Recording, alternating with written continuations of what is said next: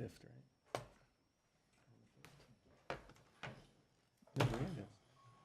right? Yeah, thanks. No pressure, right? Mayor, we are live. All right, thank you. We are calling this special city council meeting to order at 9:06 a.m. This is I'm waiting for our city clerk. And may we have roll call, please? Councilmember Agajanian. Present. Brotman. Here. Devine. Here. Najarian. Here? And Mayor Kasakian. Here. Mr. Clerk, can you please read what is before us today, why we are gathered? The agenda for the Tuesday, May 3rd, 2022 special public meeting of the City Council is posted on April 27, 2022 on the bulletin board outside City Hall. And item number 1 is the budget study session number 2, quality of life, community service and parks, library, arts and culture, and community development. All right, Mr. Galanian. Yes, good morning, Mr. Mayor, members of City Council. Thank you for spending your Tuesday morning with us here today. As a recap, last Tuesday at this budget study session number 1, we presented the current fiscal year 21-22 third quarter update, as well as an overall proposed general fund budget for next year, fiscal year 22-23. We had extensive conversation regarding Measure S, and as well as at the end, the 5-year forecast. And again, as you recall, with the help of ARPA funds, I am able to submit to you a balanced budget, proposed budget, if everything gets approved for next year, and it does appear for the following year. However, as you remember, for the outer years, we project significant budget deficits for the outer 3 years. The next 4 budget study sessions will cover individual departmental budgets. And this morning, I will present the budget for 3 of our departments, namely Community Service and Parks, Libraries, Arts and Culture, as well as Community Development. But before we do that, in response to a request from City Council at the last budget study session for a graphical representation of Measure S funds, staff has put together a pie chart that clearly depicts 6 categories that since the inception of Measure S, this City Council and previous City Councils have allocated funds in these 6 categories. And I am going to turn it over to Jason Bradford, our Director of Finance and Information Technology, to go over the details of this slide with you.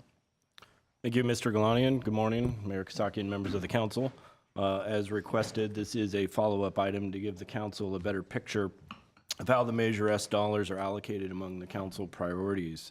To date, the council has approved $72.5 million in funding, and we are proposing another $34.4 million in fiscal year 22-23, as indicated in the lower right-hand corner of the slide. For housing, there is an allocation of $57.4 million, which represents 54% of the total allocation. And just by way of memory, this has funded acquisitions for properties for affordable housing, such as 515 Pioneer, 900 and 920 East Broadway, the monthly housing rental subsidy program, and money for affordable housing land acquisition. Moving on, for the next largest category is the quality of life, with an allocation of $24.2 million, which is a 23% allocation. This includes general fund programming for Measure S, such as our Life Wrap program, year-round aquatics program, summer camps, and our climate action plan. And then on the capital side for quality of life, this funds items such as Fremont Park, Glorietta Park renovation, and Rockhaven roof replacement. Next on the list is infrastructure at $14.6 million, which represents 13% of the allocation, which consists of programs such as our pedestrian bike lane improvement, our citywide traffic study, our pavement condition improvement, and our seismic upgrades of our fire stations. Moving on to safety and security, that is 6.6 million of the Measure S allocation, roughly about 6%, and that includes items such as our life safety firefighting apparatus and equipment. And finally, the last two slices are for economic recovery and vibrancy, which collectively is about $4 million and about 4%, excuse me. And that includes programs such as funding for small business recovery and our restaurant relief. So hopefully this gives you a little bit better idea of how the Measure S dollars allocated. We'll certainly be discussing these in the upcoming departmental presentations for our 22-23 proposal. And with that, I will turn it over to Mr. Galani. Mr. Galani and Mr. Bradford, so on those slices, I know that councils had allocated funds for individuals who were low income and needed assistance for their monthly basic income and housing. Which of those slices is that categorized in? Is it housing? Is it safety and security? Quality of life? Mayor Kasaki and members of the council, that is in the housing Thank slice. you. Got it. All right. Thank you, Mr. Bradford. As you can see, the 6 categories basically cover the text that was on the ballot for Measure S. But again, as you can see, the excuse me, the biggest slice goes towards housing, and rightly so, because of the shortage of housing, primarily affordable housing in the region, has prompted the City Council to allocate the largest portion of Measure S to date to housing, and including actually the proposed fiscal year 22-23 budget. Open it up to questions. Yeah. Question. Councilmember Najarian. So just to be clear, this is only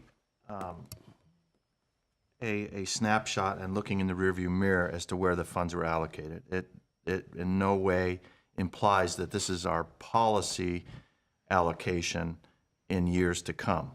I mean, up to now, this is how we've spent it.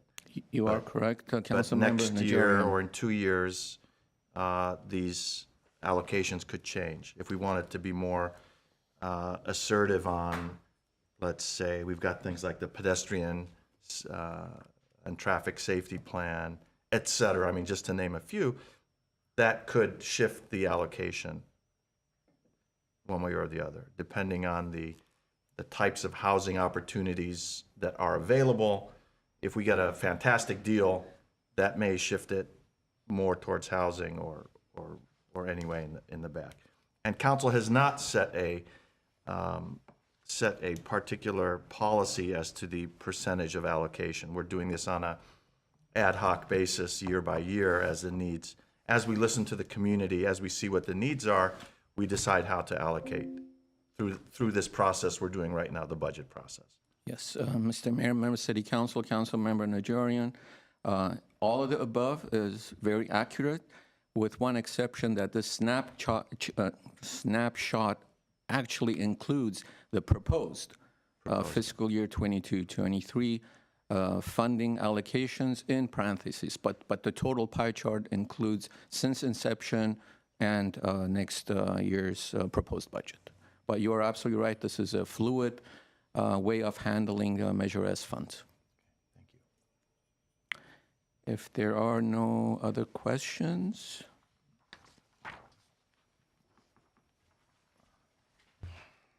Okay.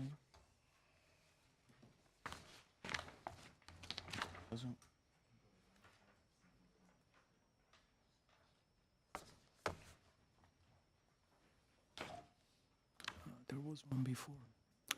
Anyway. No, that's fine. So I just wanted to, make a refresher statement regarding council's priorities for the viewing public.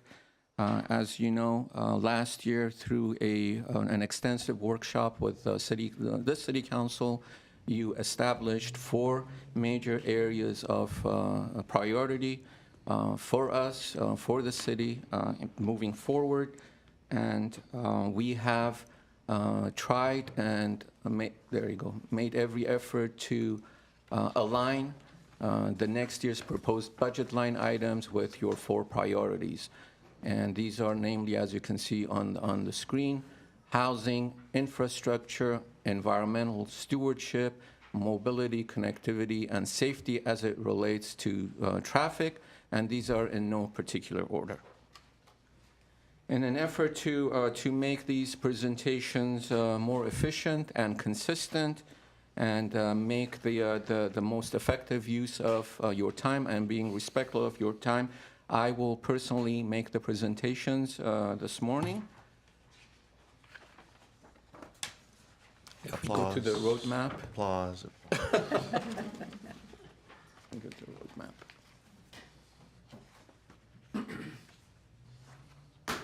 Okay.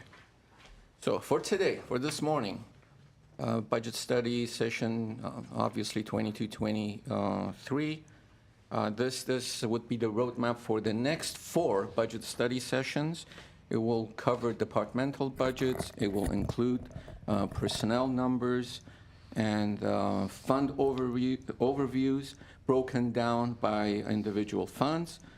Some departmental highlights, and it's important to know that these will be above and beyond the normal and routine functions and operations of those respective departments.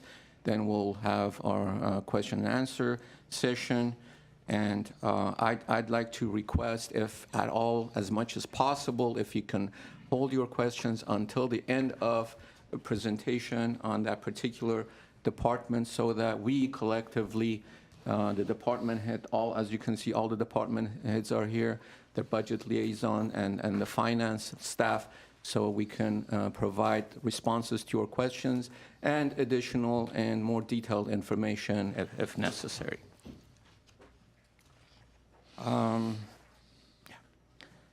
You will, as far as the presentation formats are concerned, you will notice a distinctly different format and a departure from previous year's presentations, wherein we have tried to simplify the slides and to make them more easily understood and meaningful by telling a story of what each of these line items, what benefit they would have to the community, what value will they bring to the community, our residents and businesses, and to the city, how will they be funded, and how will they be aligned with your 4 established priorities, as well as our plan on how to accomplish them.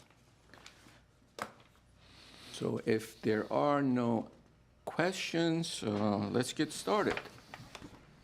Today, as was mentioned earlier, we are going to cover 3 departments. These are outward-facing, 3 of our community service-oriented departments, namely Community Service and Parks, Library, Arts and Culture, and Community Development, in that order. Community Service and Parks, where they make life better.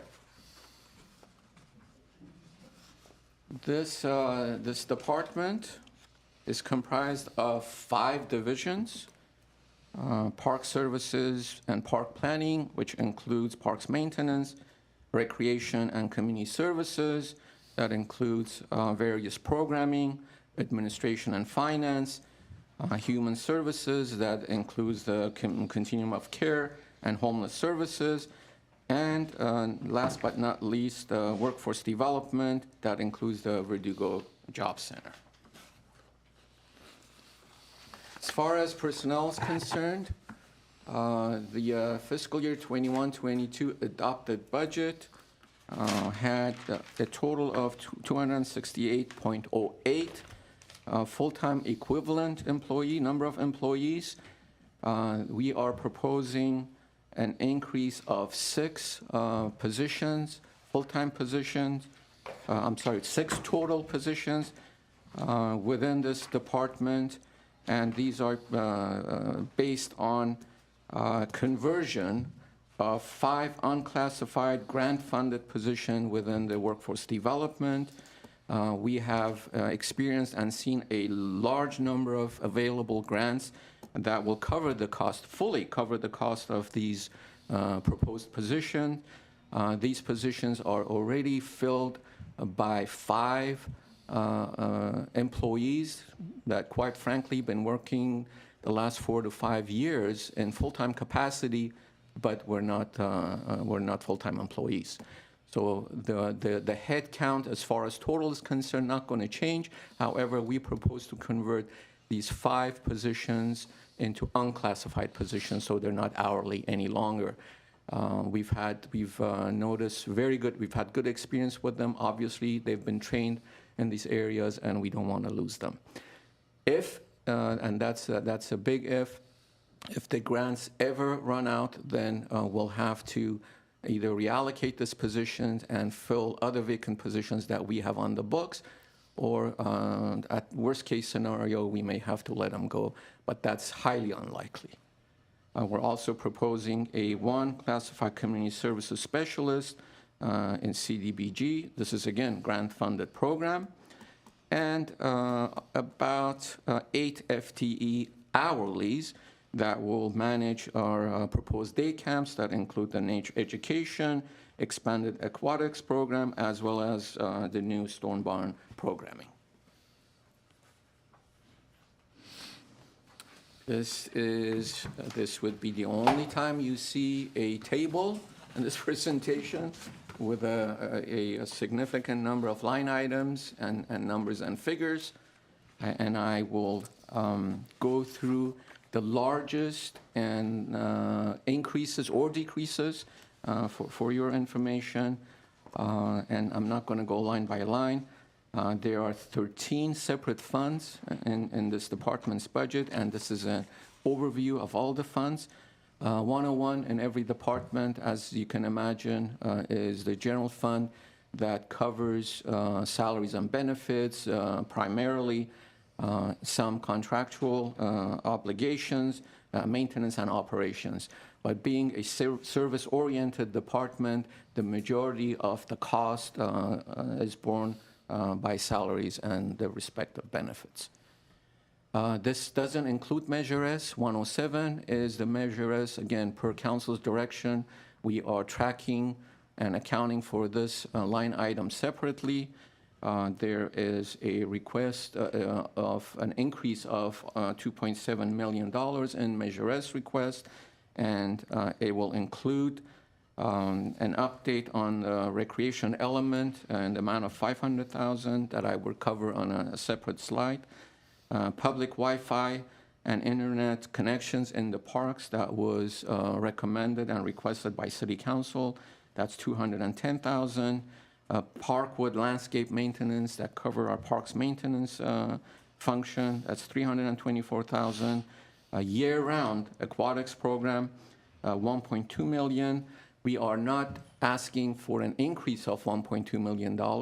However, this will be a shift from our general fund into Measure S to cover the year-round aquatics program. Stone Barn Nature Center programming, $213,000. This was approved by City Council previously as a separate item that we brought to Council, and includes hourly wages to manage the programming. There is a revenue offset component of we estimate $150,000. So essentially, the net cost will be only $63,000. And last but not least is the Life Raft program, again, previously approved by the City Council. We are in the second year of a 3-year program. We are asking for an additional $209,000. Previously, $618,000 was approved. This totals approximately $2.5 million of a new request in Measure S funding in this department. Let's see, CDBG funds. There's a modest increase of $106,000 that we anticipate to receive. Workforce fund, $329,000. That's less than a 5% increase. Glendale Youth Alliance, again, a 6.8% increase. Other grant funds, we anticipate having received $126,000 less than previous year. Measure H fund, we are hopeful and we anticipate an additional $208,000 additional revenue from Measure H. Let's see, 4011, Capital Improvement Fund. This is another category that we are proposing to use Measure S funds for, an increase of $1.7 million from the previous year's approved funds, and it's in large part $4 million for the upcoming Fremont Park renovation, $700,000 for Rock Haven roofs that we will get reimbursed from the state grant, $650,000 for the Glorieta concession and restroom improvements that was, again, previously approved, and that totals about $5.135 million. We also have the Parks Mitigation Fee Fund. I'll have a separate slide on that. It's a new allocation of $1.5 million. This will also be to help finance and fund the upcoming Fremont Park improvements project. The last line item is Measure A funds, and that is primarily to build playground equipment, but this one will be at the Mayor's Park that it's in need of replacement. Now, on to departmental highlights. First item is, as you know, this has been a priority for council and been requested by City Council to replace gas-powered handheld equipment with battery-operated electric equipment. This program is at 50% completion. How will it be funded? We are not asking for new monies this year, but carryover of $544,000 out of Measure S funds that was approved last year by City Council. How will we do it? We'll identify quantity and type of equipment needed, upgrade infrastructure at designated sites, purchase equipment utilizing AQMD exchange program, and train staff on how to use these equipments. What value, what benefit will it bring? It will reduce reliance on fossil fuel, reduce carbon emissions, reduce noise pollution from these equipment, and create additional green zones. And this aligns directly with council priority for environmental stewardship. Next item is the, as I mentioned, the Fremont Park renovation project. This project has several funding sources, carryover funds from previous year, $2 million out of Measure S, $1.7 million out of CIP, and $4 million out of Parks Mitigation Fee Fund. For the next fiscal year, we're proposing $4 million from Measure S, $400,000 from CDBG, and another $1.5 million out of Parks Mitigation Fee Fund.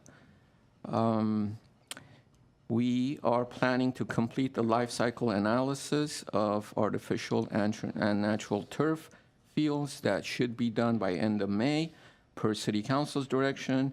Then it will be presented to the Sustainability Commission and Parks Commission, and hoping to bring this to Council in early July for your consideration. What value will it bring? New amenities, community center, water play feature, multi-use field, pickleball court, new restrooms, playground and picnic shelters, and obviously enhances park user safety features. And as you know, this is the largest park in South Glendale that council has been recommending that we seek opportunities as much as we can in South Glendale for new park amenities. Council priorities is infrastructure. Nature camp at Deukmejian Wilderness Park. How will it be funded for fiscal year 22-23? We're asking $33,000 in Measure S funds. This is the first ever nature education camp in Glendale. It'll be open to the 6 to 14-year-olds, and they'll be using the Stone Barn Nature Education Center. Staff will develop a curriculum to offer indoor and outdoor nature camp for a 4-week period from June 21 to July 15th of this year. What value will it bring? It'll teach children wilderness survival skills and appreciation for nature and animals, and it will develop social skills, life-building skills, and improve physical health, and hopefully peel them off their electronic devices, gaming devices, for a while as they go through this camp. I mean, is this like Good luck. youth version of Survivor Man, or Yes, good luck, young can man. council do it? Should. Next one is senior needs assessment, and I love this picture of happy seniors dancing online. Good, nice pick. How will it be funded? We're not asking for new monies. 30,000 was approved last year out of general fund, and this was done. Last was done in 2017, 5 years ago. And staff will work with Senior Services Committee for outreach and recommendation. We are planning to award the contract through a competitive RFP. The benefit it will bring is improved quality of life of seniors by developing programs and services to ensure independent living. And although it doesn't directly and specifically align with one of the 4 established priorities, obviously, it's council's important to council that improve the quality of life for our seniors. Next one, as I mentioned, is the update of the recreation and open space and conservation elements of the general plan. How will it be funded? We are proposing $500,000 out of Measure S, or next fiscal year. How will we do it? We are planning to award the contract through a competitive RFP process, conduct community outreach, review the collected data, and prepare a comprehensive report. What value will it bring? It will provide guidance for planning for future parks and recreation facilities and open space and natural resources, as well as identify community needs, challenges, and opportunities. And this aligns with your priority of infrastructure. Cybersecurity Career Pathway Initiative. We are requesting $50,000 out of the Workforce Fund.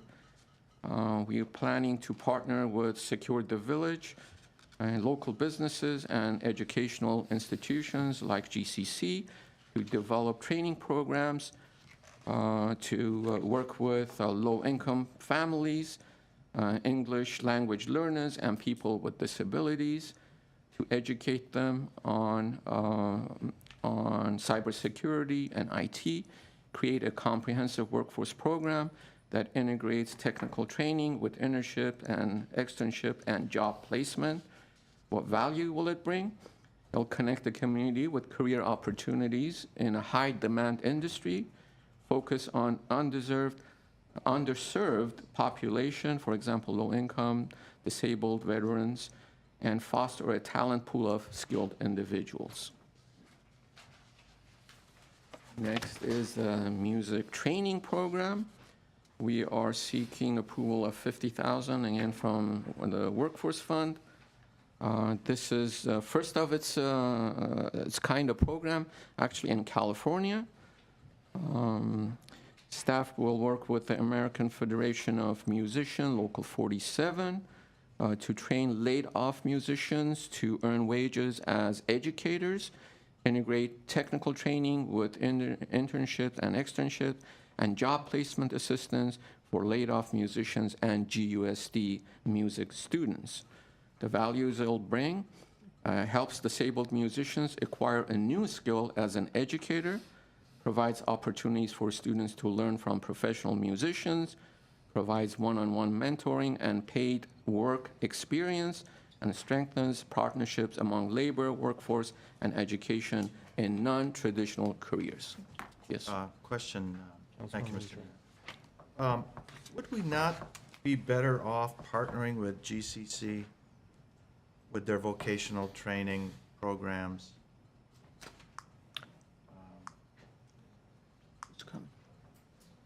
Because I know they have one of their core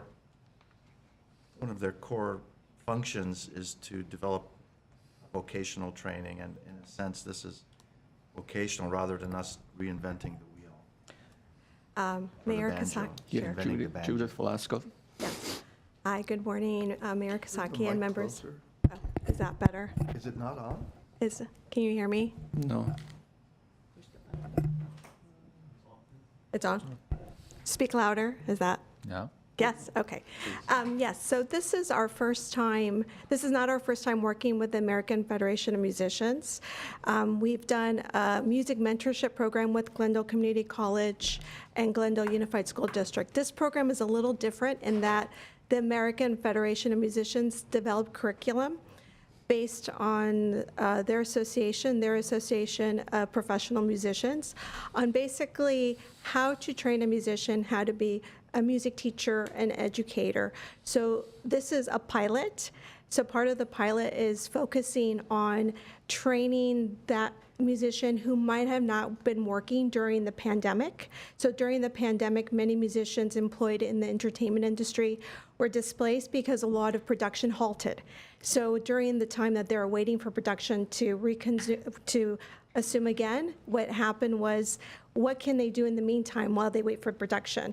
So Stephanie O'Keefe, the president of the American Federation of Musicians, who's on our Verdugo Workforce Development Board, had an idea of training them during this time where they can develop skills as an educator. So even though you are a professional musician, that doesn't mean you have the tools and skills to be able to teach the knowledge that you have to a younger generation or to other individuals. So since we've worked with the school district before, once that musician is trained to be an educator, the thought is to then train, have them work with students, have them become then proficient to then train other students, and then our goal is to include Glendale Community College. So this is kind of the phase one of the pilot.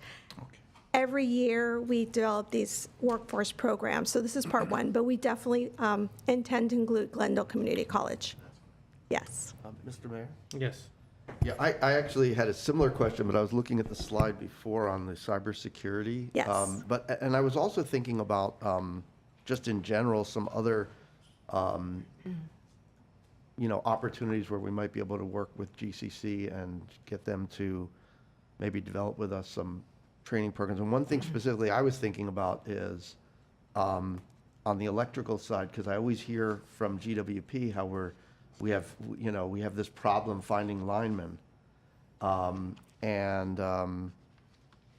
have a nephew that just went into a similar kind of training program. He's learning, the job of electric work. And so I was wondering whether that's something that we've thought about trying to develop with them, because we could certainly be an employer of those people if they get trained. Correct. So Mayor Kasakian, Councilman Brotman, that's a wonderful point.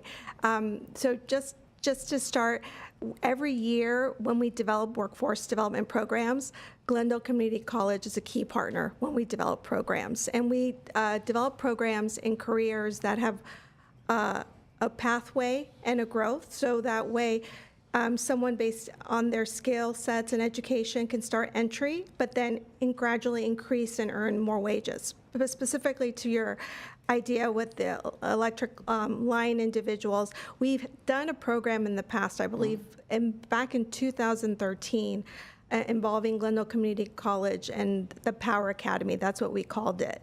So we've had a program like that. We can definitely revisit that program. But I assure you, when we had the cybersecurity in mind, it was because we did another similar program with them this year on bioscience. So when we develop the programs, they are our main lead education partner in developing the curriculum for vocational training. So we do plan to include them, and we will definitely can have discussions with them to revisit the Power Academy, revisit that need. There's different needs right now that we are really looking at to see to develop and further enhance the career pathways in these areas and opportunities for the community. Okay. Yeah, I mean, I've not spoken to Mark Young about this, and I don't know if this is something that they feel would be of value to them, but maybe if you could talk to them and see whether this is something we should bring back. I don't know. I didn't know we had done this before. So, Yes, thanks we a lot. could definitely explore that. Okay, thanks. Yes.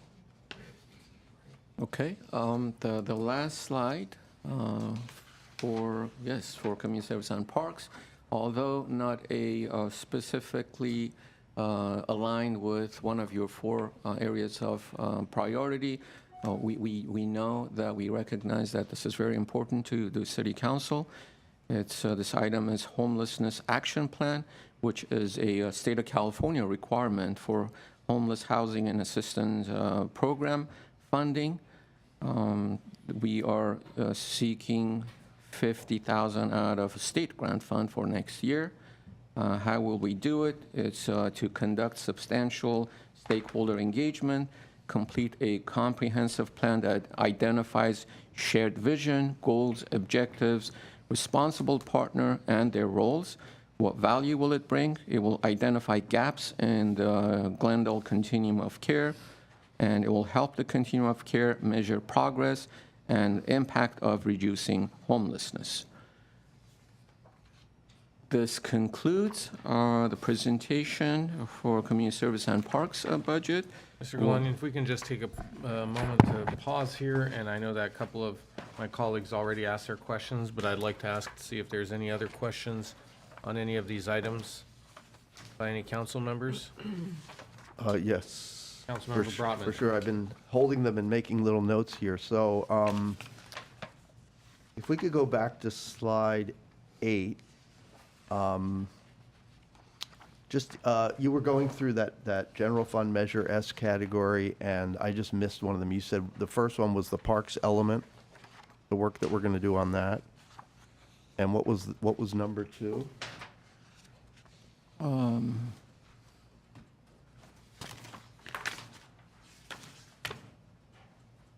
Number 2 was public Wi-Fi and internet connection in our parks, Public 210,000. Okay. And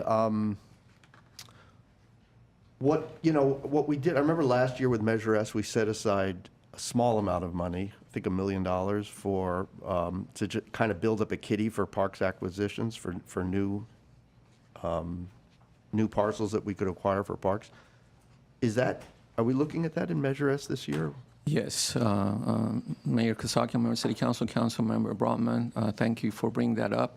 Actually, we are requesting $8 million. No, I apologize. No, that's for housing.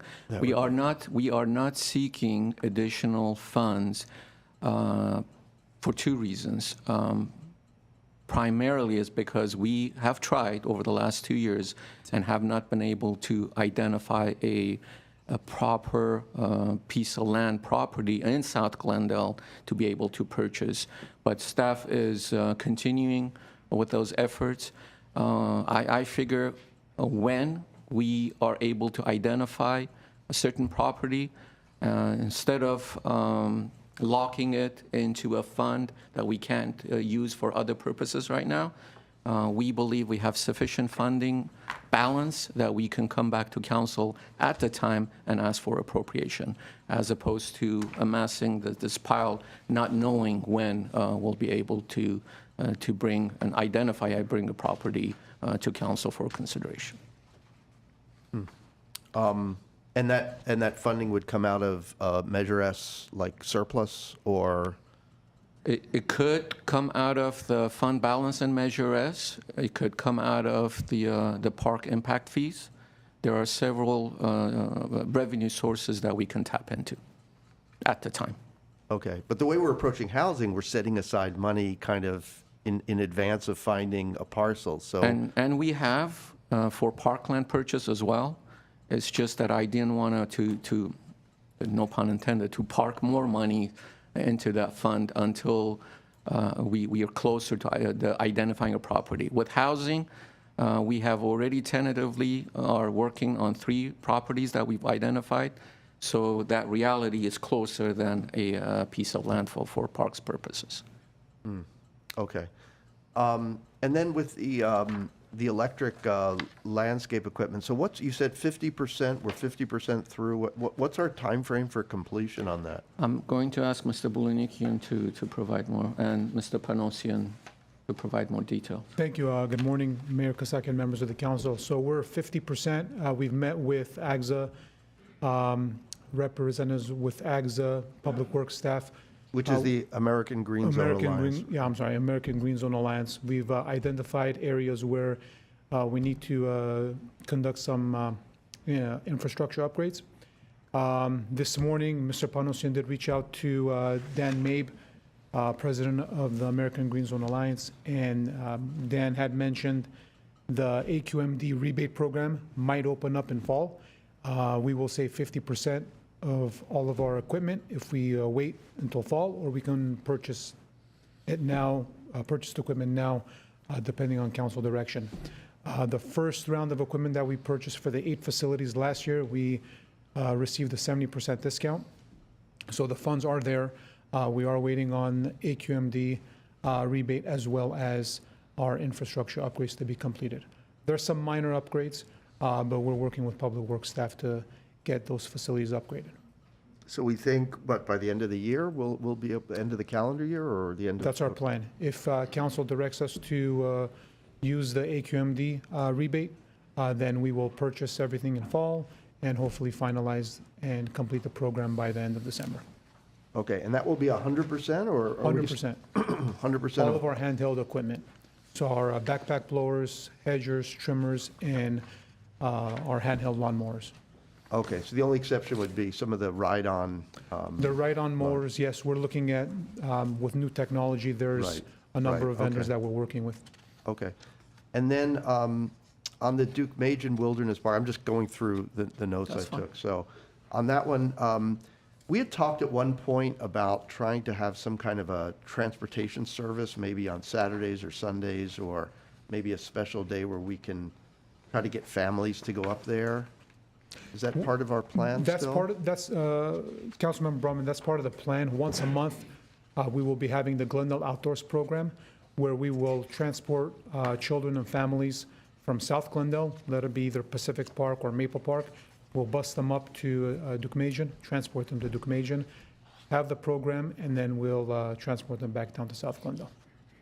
Okay, and when does that, when That will will be we- once a month, and we are hoping to start in September, in September? after our Okay. nature camp is completed. Okay. That might be it. We talked about the career, we talked about that. Hold on, sorry. Oh, and now turning to homelessness, are you able to share what the results of the count are? Has that been shared publicly? It's not shared publicly yet. We're still working on our final report. We will come back to council by the end of May to share Okay. those numbers. Okay, I'm done. Thank you. Councilmember Najarian? I'm good. Okay.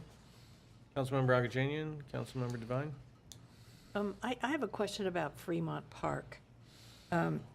What was the original, if you know, the original cost of this, the renovation, and where are we now? Because it seems like we keep adding more and more and more funding for the park.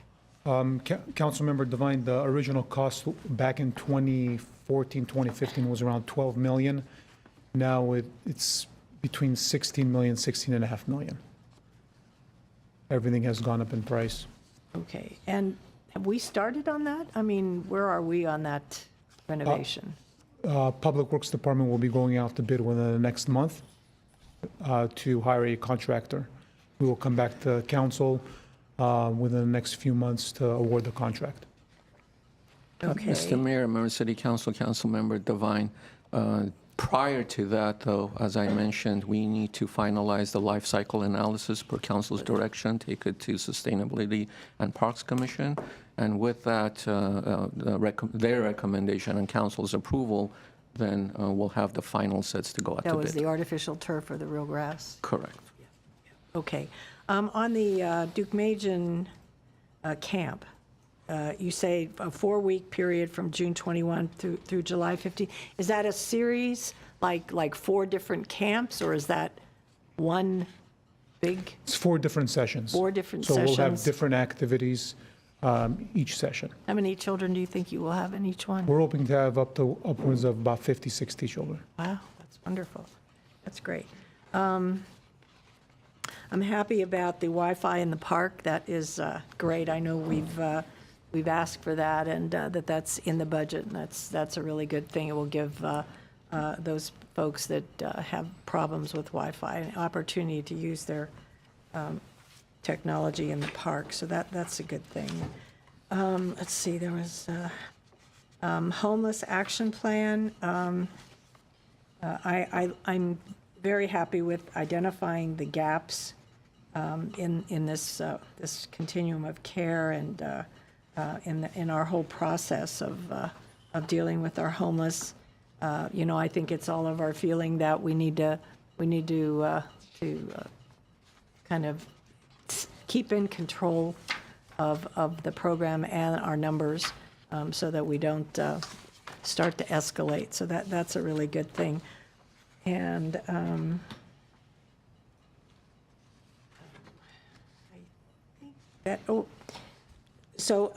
going back to the full-time employees, and you mentioned, Mr. Galanian, that we are converting 5, but those are all paid for, right? This is all grant funding for now.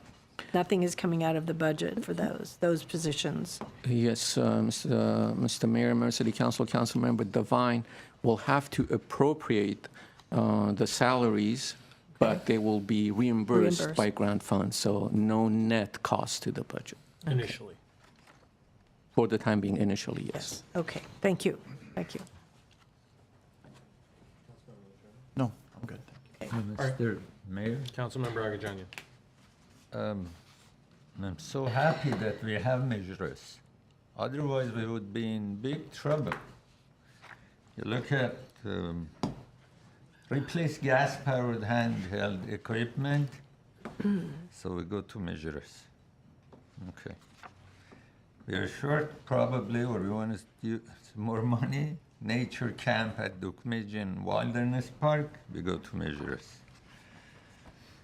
We recreation and open space and conservation elements, we go to measures. But this was not what we said when we were trying to convince the public what measures will stand for. I said before, I repeat now, that when I was saying that measures should more concentrated on housing and spend the money there and not to write anything else. And I remember Mr. Garcia, city attorney, was saying if you emphasize on just few items, then you cannot get it approved with 50% of the vote. Then you have to get 2/3 of the vote of the public. And I thought that's a marvelous idea, and I agreed. But now I say, little by little, the measure is going to become part of the general fund. That was the reason I emphasized that measures fund should be separated even. Otherwise, you know what would happen to the money. It would not be clear how much we are collecting and where it goes. But now, little by little, I see it became part of this, going to be part of the general fund. This was not a question, I just wanted to make this statement. Thank you. All right. Well, I have some comments, but I'll reserve them in the interest of time. And then in the closing, I will share my thoughts, including some thoughts on comments made by my colleagues. But I do want to actually take a pause right now, and I know we have some callers, and we probably have another hour's worth of discussion, and if there is any, the individuals called in probably want to be heard now, and in the interest of their time as well, I'll turn to the phone lines and hear from the public before we move on to the next two divisions. Herbert Milano, you have 3 minutes. Go ahead, Herbert. Thank you very much. Thank you, Mayor Mr. Milano? Katakian.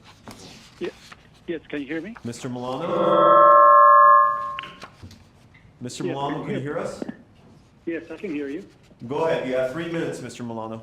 You're live. Mayor Kasakian, members of the City Council, I appreciate the time to speak at this budget study session. The report before you to study the budget objectives for the city's recreational needs does not have elements that will allow you to get a full perspective of the long-term needs of Parkland and Glendale. It doesn't appear to have the objective for Parkland's expansion to meet the needs identified long ago as being insufficient for many heavily populated areas of Glendale. Should the presentation have the graph of the long-term trends that can give you a perspective on the historical expenditures for Parkland expansion, let's say for the last 40 years? Because the needs were identified and documented on the March 1st, year 2000 report of the Blue Ribbon Panel on parks, recreation facilities, and open space. It says, for example, on item 9, the southern portion of Glendale has experienced significant population growth that has contributed to an inadequate ratio of parks, recreational facilities, and open space in that area of the city. Item 6 says, further, prior discovery shows that current conditions are long-standing and require the immediate attention of city officials and citizens. Item 11 says the city's general plan open space, recreational and conservation elements adopted in 1972 and the recreational elements adopted in 1996 have not been fully implemented. In other words, I'm not talking simply about a shortage of parkland for the most densest part of the city going back 22 years ago when the report was made. This report actually takes it back, right? Easily decades. So I asked myself, why is it that we cannot seem to address the problem of the shortage of available parkland, which the national standard says should be about 6 acres per 1,000 people? Should not the city council do an annual evaluation of meeting objectives, to identify how the administration is proposing to meet those needs?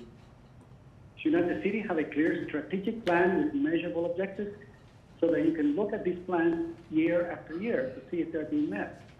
If the shortage and deficiencies continue, what has prevented Glendale from expanding parkland in the most efficient parts of the city? What has constrained Glendale's budget for the past 20 years such that the deficiencies that have been identified long before the report was created? I sent a copy of the Blue Ribbon report to each of the council members today for your review, and I strongly urge the city council to develop a strategic plan with clear, measurable objectives to meet those needs. About 12 years ago, the Glendale Unified School District had significant financial difficulties, and I brought to the attention of the council and to the school district that the surface parking area of the GUSD at Wilson and Jackson, about 2.5 acres, could allow for perhaps a subterranean parking with parking on top. Other opportunities that we've Thank you, seen- Mr. Milano. All right, my bigger pardon? Your 3 minutes is up. Thank you. Thank you very much. Do we have any other callers? Mayor, I have one more caller. David Eisenberg, you have 3 minutes. David, go ahead. Good morning, Mayor Kasakian and council members. I'd like to, first off, thank you all for, this is, spending all these hours in the mornings on these study sessions. I'm very impressed with all of your devotion to duty. And I'd also like to give a big compliment to Rupert Kalanian, who put together, this is an amazing presentation. I've watched other budget sessions, and the information is disjointed, and it's all very consistent. Everything is, all the slides are very similar, so you can make comparisons for each department. And it's very easy to read, and it was very easy to look through prior to the meeting and during the meeting. I have one concern, and that is on the Fremont Park, there's $6 million coming from Measure S. And we'll bring this back in more detail with letters and information to the council, but we're very concerned about the possibility of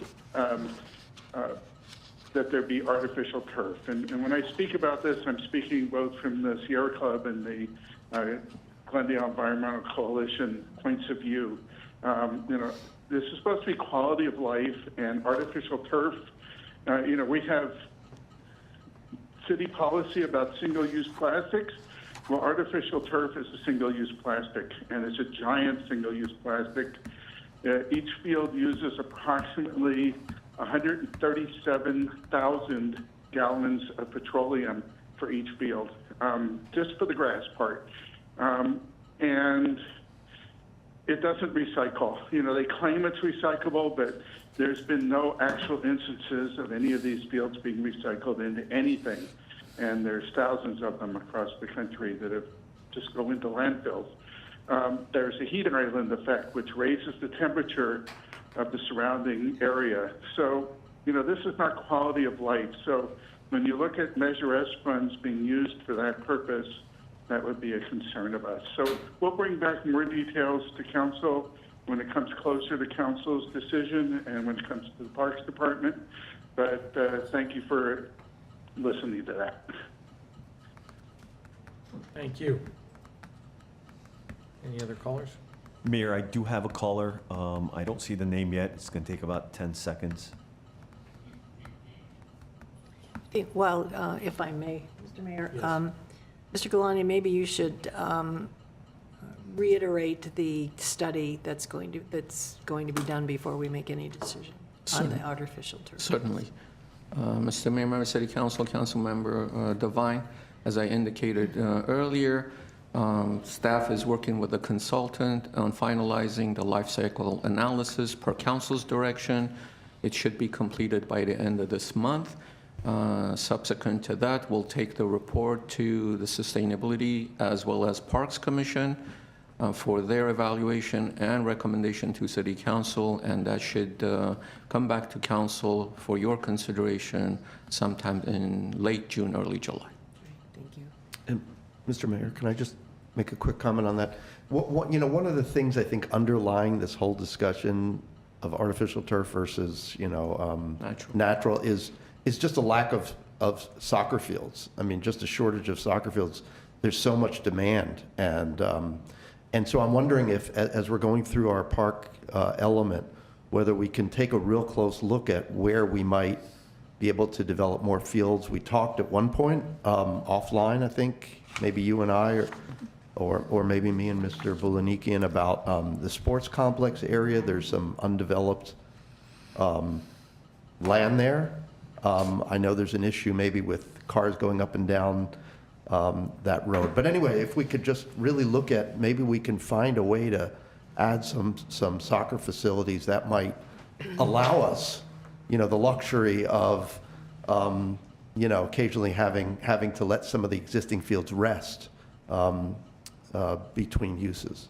Yeah. Thanks. Will do. I think it's all worth looking into. The only thing I would add is that we have also severe and almost catastrophic drought that we're dealing with. So I hope that whatever studies we do, because that is also part of a sustainability plan and policy, we take into consideration what those impacts are. Certainly, we cannot shortchange our youth and other individuals who wish to use our sports fields, because I think that is part of also a healthy community, but we have to take everything in totality.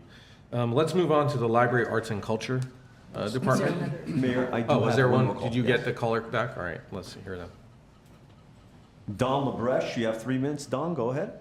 Thank you, sir. I'm just going to touch on several things that you mentioned. As far as the musician training, any of the arts are a very tough way to make a dollar, frankly. And I was wondering if that training is going to result in a certificate. You can answer when I'm done with my 3 minutes if somebody knows. I've been to Glendale College. I have several of my teachers. I know Dr. Green, who runs the program. Several of my teachers have doctorates, and they're hustling different teaching gigs, TCC, GCC, and private teaching. So if that results in a certificate where they can make some money teaching, that's a good way to make money in the arts. Moving on, if we are subsidizing lineman training, I met a young man who's going into that field. It's an extremely high-paying job. Perhaps they can pay back something for the cost of their training when they're making $100,000 plus per year, if that's the case. As far as battery lawn equipment, I know the state is mandating no gasoline engines. I have one observation. The blowers blow contaminants all over the air, including dry dog waste. I don't know if there's an option for vacuums or a good old-fashioned broom, but there may be some options on that. I think a lot of times they're city contractors. They are in Montrose.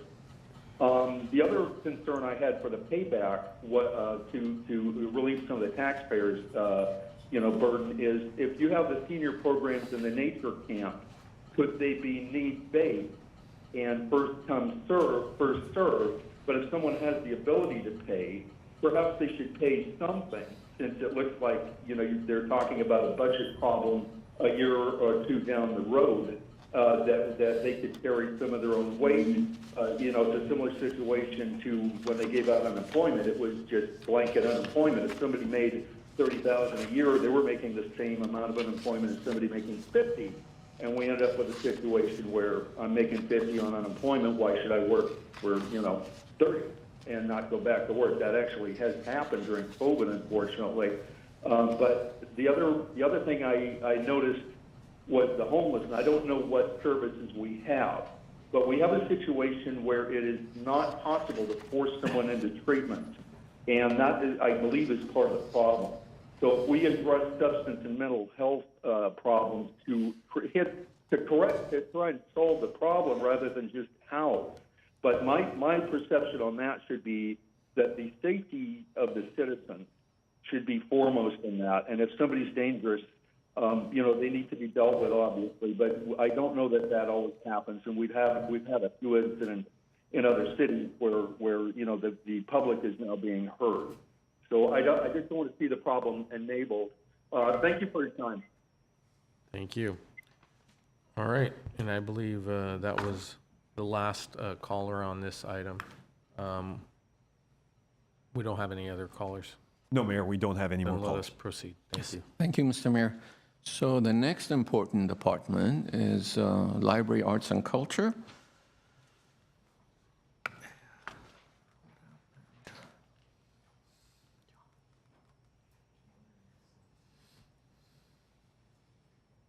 Okay.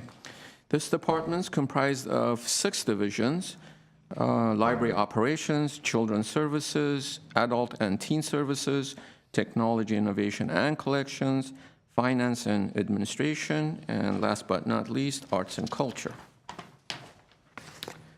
As far as personnel is concerned, we had adopted budget last year. We had 71 FTEs. We are seeking to increase that by 4.5 FTEs, and we are proposing to add 1 full-time position for the brand gallery curator. This is currently managed by a part-time personnel. We have a number of exhibits that will warrant a full-time management in that position. And hourly full FTEs are increasing due to an increase in outreach and to restore hourly staffing to the pre-pandemic level that we lost to attrition. And we have seen an uptick in demand, and this is needed to keep our branch libraries open and operational. The overview of the department budget broken down into 7 separate funds. As usual, 101 general fund is the larger dollar amount, which includes salaries, benefits, again, contractual obligations, maintenance, and operations. The second line, tracking separately again out of Measure S, amount of $859,001. These include youth and adult digital resources. There'll be a separate slide on that. An amount of $527,000. High interest books and materials, an amount of $158,000. Safety and security, $124,000. And a book festival, $50,000. And we'll cover this in more detail in a separate slide. Urban Art Fund is fairly flat. The library fund, almost double increase, 194,000. Let's see, CIP, Capital Improvement Fund, 350,000. This is primarily for the Brand Gallery lighting, and 150,000, and another 200,000 in general branch maintenance. Measure S for capital improvements. Council had previously approved and appropriate 2.5 million for the Central Library youth and spaces and the upstairs restrooms remodel. We are not asking for any additional funds. That project is currently in plan check. And last one is the DIF, Library Mitigation Fee Fund, 300,000 in collections and some staff training, an amount of 25,000. Departmental highlights. We mentioned Central Library improvements. We are not asking for any additional funds. Again, previously approved $2.5 million. How will we do it? We'll finalize the plans and engage contractors to update youth spaces and rooftop solar installation, second floor restroom improvements, as well as replacement of the elevators. And again, this is currently in plan check. What value will it bring? It will create updated, more versatile, and appealing spaces for teens, children, and families, and increase the safety, accessibility, and sustainability of the building. Council priorities are obviously infrastructure, environmental stewardship, and we threw in quality of life. Although not one of the 4 specific council priority areas, nonetheless, it's important to City Council, and it will improve the quality of life for our patrons of the library. Arts and culture destination, we are seeking $1.6 million out of the Urban Art Fund.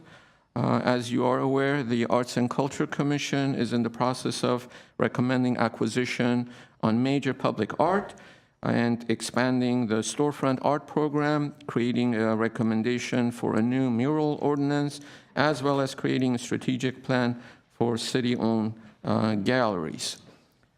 How will we do it? Planning on installing 3 pieces, and you have already seen 2 of them, of iconic public art on Artsakh Paseo, expand storefront art program, and I mentioned strategic planning for city-owned galleries. What value will it bring? It will position Glendale as an arts and culture destination. It'll continue to fulfill the urban art program plan, activate public and commercial spaces, and galleries will be embraced by and reflective of the community. Council priority, again, quality of life with a happy face.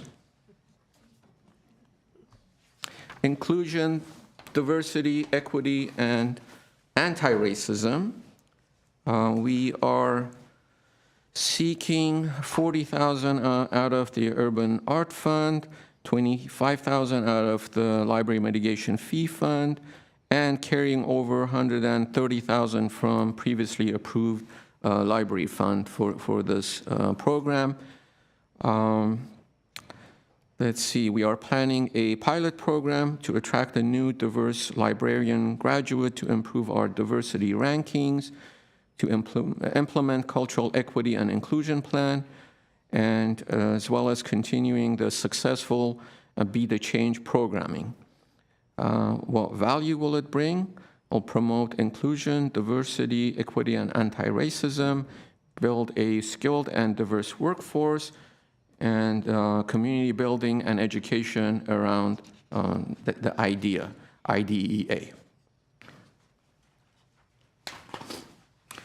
The South Glendale Community Outreach Plan, we are seeking 72,000 out of the general fund and 256,000 carryover from last year out of the fleet fund and library mitigation fee fund. How will we do it? Staff will design and procure an all-electric outreach vehicle. I'll add part-time outreach staff to manage this program. What value will it bring? It will reach non-library users with educational program, services and materials at special events, schools, senior living facilities, and other community destinations. Priorities are environmental stewardship and improving the quality of life.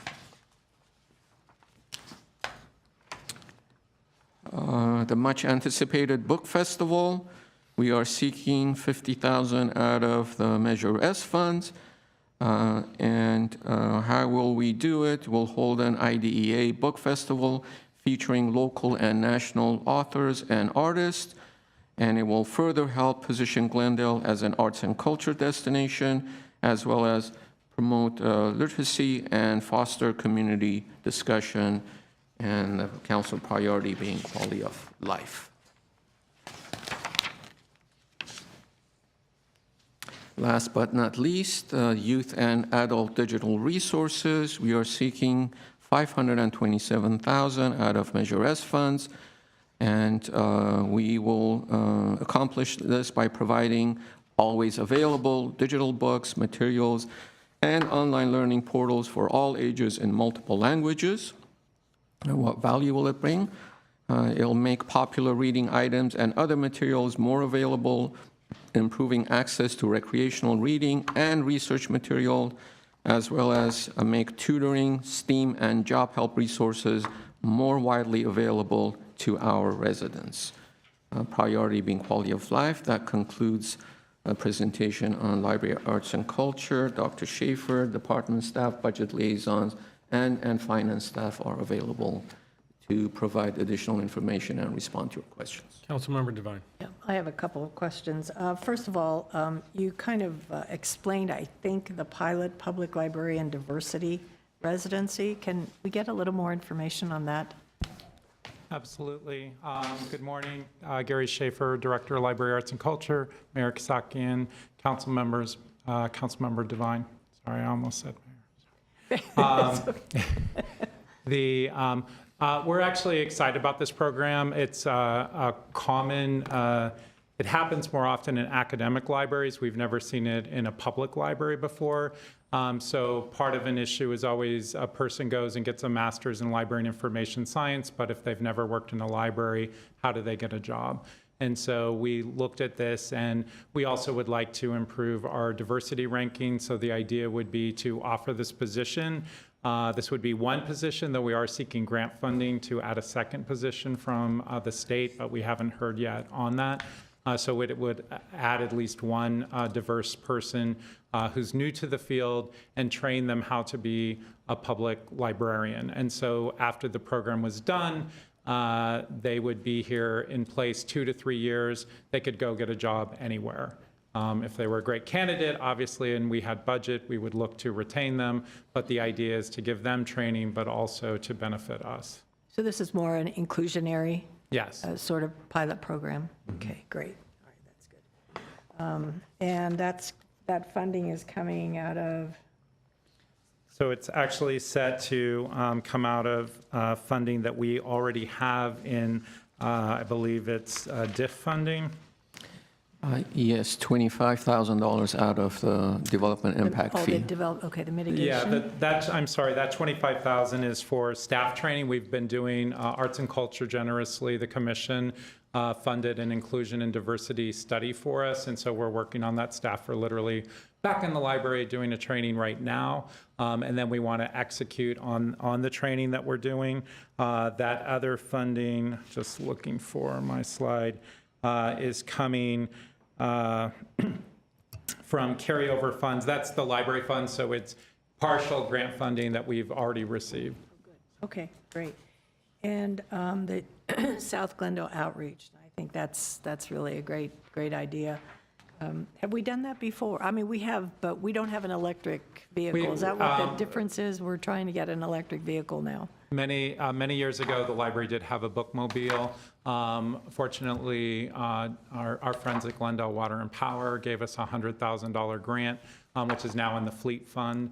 to purchase an electric vehicle. We were looking at a smaller vehicle based on something Monrovia was doing. It's a golf cart, but we really decided with our layout in Glendale, the way the streets are, safety, how much we could get on it, that we would be better served by doing a larger van that's all electric. And that could serve more of South Glendale and actually even go into other parts of Glendale. So we look to basically, to be honest, borrow from our book budget next year to help us fund the remainder to upgrade that vehicle. Okay, so we've done a program like this in the past, we've discontinued it, and now you want to bring it back? Is that what you're saying? But with an eye towards sustainability and electric. Okay, that's very good, very good. And I think that's it. Thank you. Thank you very much. Councilmember Rotman. Thank you. Few things. So I see we're going to end up with about 77 FTEs, right? Could you give us a sense of how that breaks down? Like how much of that is arts and culture, and how much of that is the library side? So it's a mix of both, primarily on the library side. Just as we entered the pandemic, we obviously closed libraries for a certain amount of time, and we lost staff due to attrition. So as the pandemic has waned or evolved, we have reopened all of our facilities. So we're almost now at, I'd say 96% of the previous open hours we were before, but we had lost staff due to attrition. So a lot of that is library staff, but we are looking to add part-time staff to help in arts and culture specifically, so to give more hours to an hourly employee to assist Jennifer Fukitomo Jones, who's our principal arts administrator, and then also looking to create this full-time position for the brand galleries. So that is a change, but that's full-time. You were specifically, I think, speaking to hourly. No, I was just overall. I'm talking about just our overall headcount, both, you know, I like mean, how many people do we have? How much of our resources in arts and culture? I would say if I were to take brand, because I look at the brand library as an arts, and it's an arts and music library. It is specific and does all its programming around arts and music. I mean, I'd say our head count at brand is at least 9.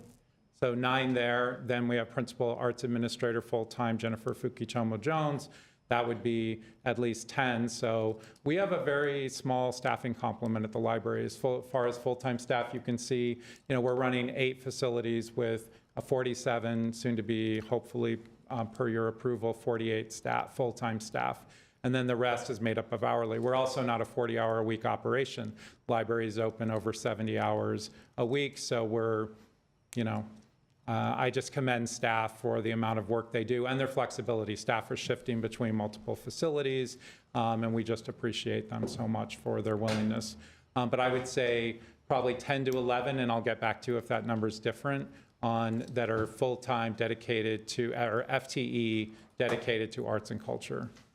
But so there's Jennifer, and then under Jennifer, there's one? There is a partial person who's like, I'd say 25 hours. We're hopeful to move that up to 30 hours assisting Jennifer, and that would be new. So Okay, it just- sounds like a quarter of the total full-time employees are dedicated to arts and culture. But a lot of it is the brand library. I mean, it feels to me that, you know, we talk so much about being an arts and culture destination. I think we're making good progress towards being an arts and culture destination, but we are very thin as far as, you know, the direct staff to, you know, kind of support that vision. Jennifer having just somebody under her, you know, 24 hours, and I'm happy what we're doing with the brand gallery. But I just do want to express that I think we're under investing in arts. I think it's from just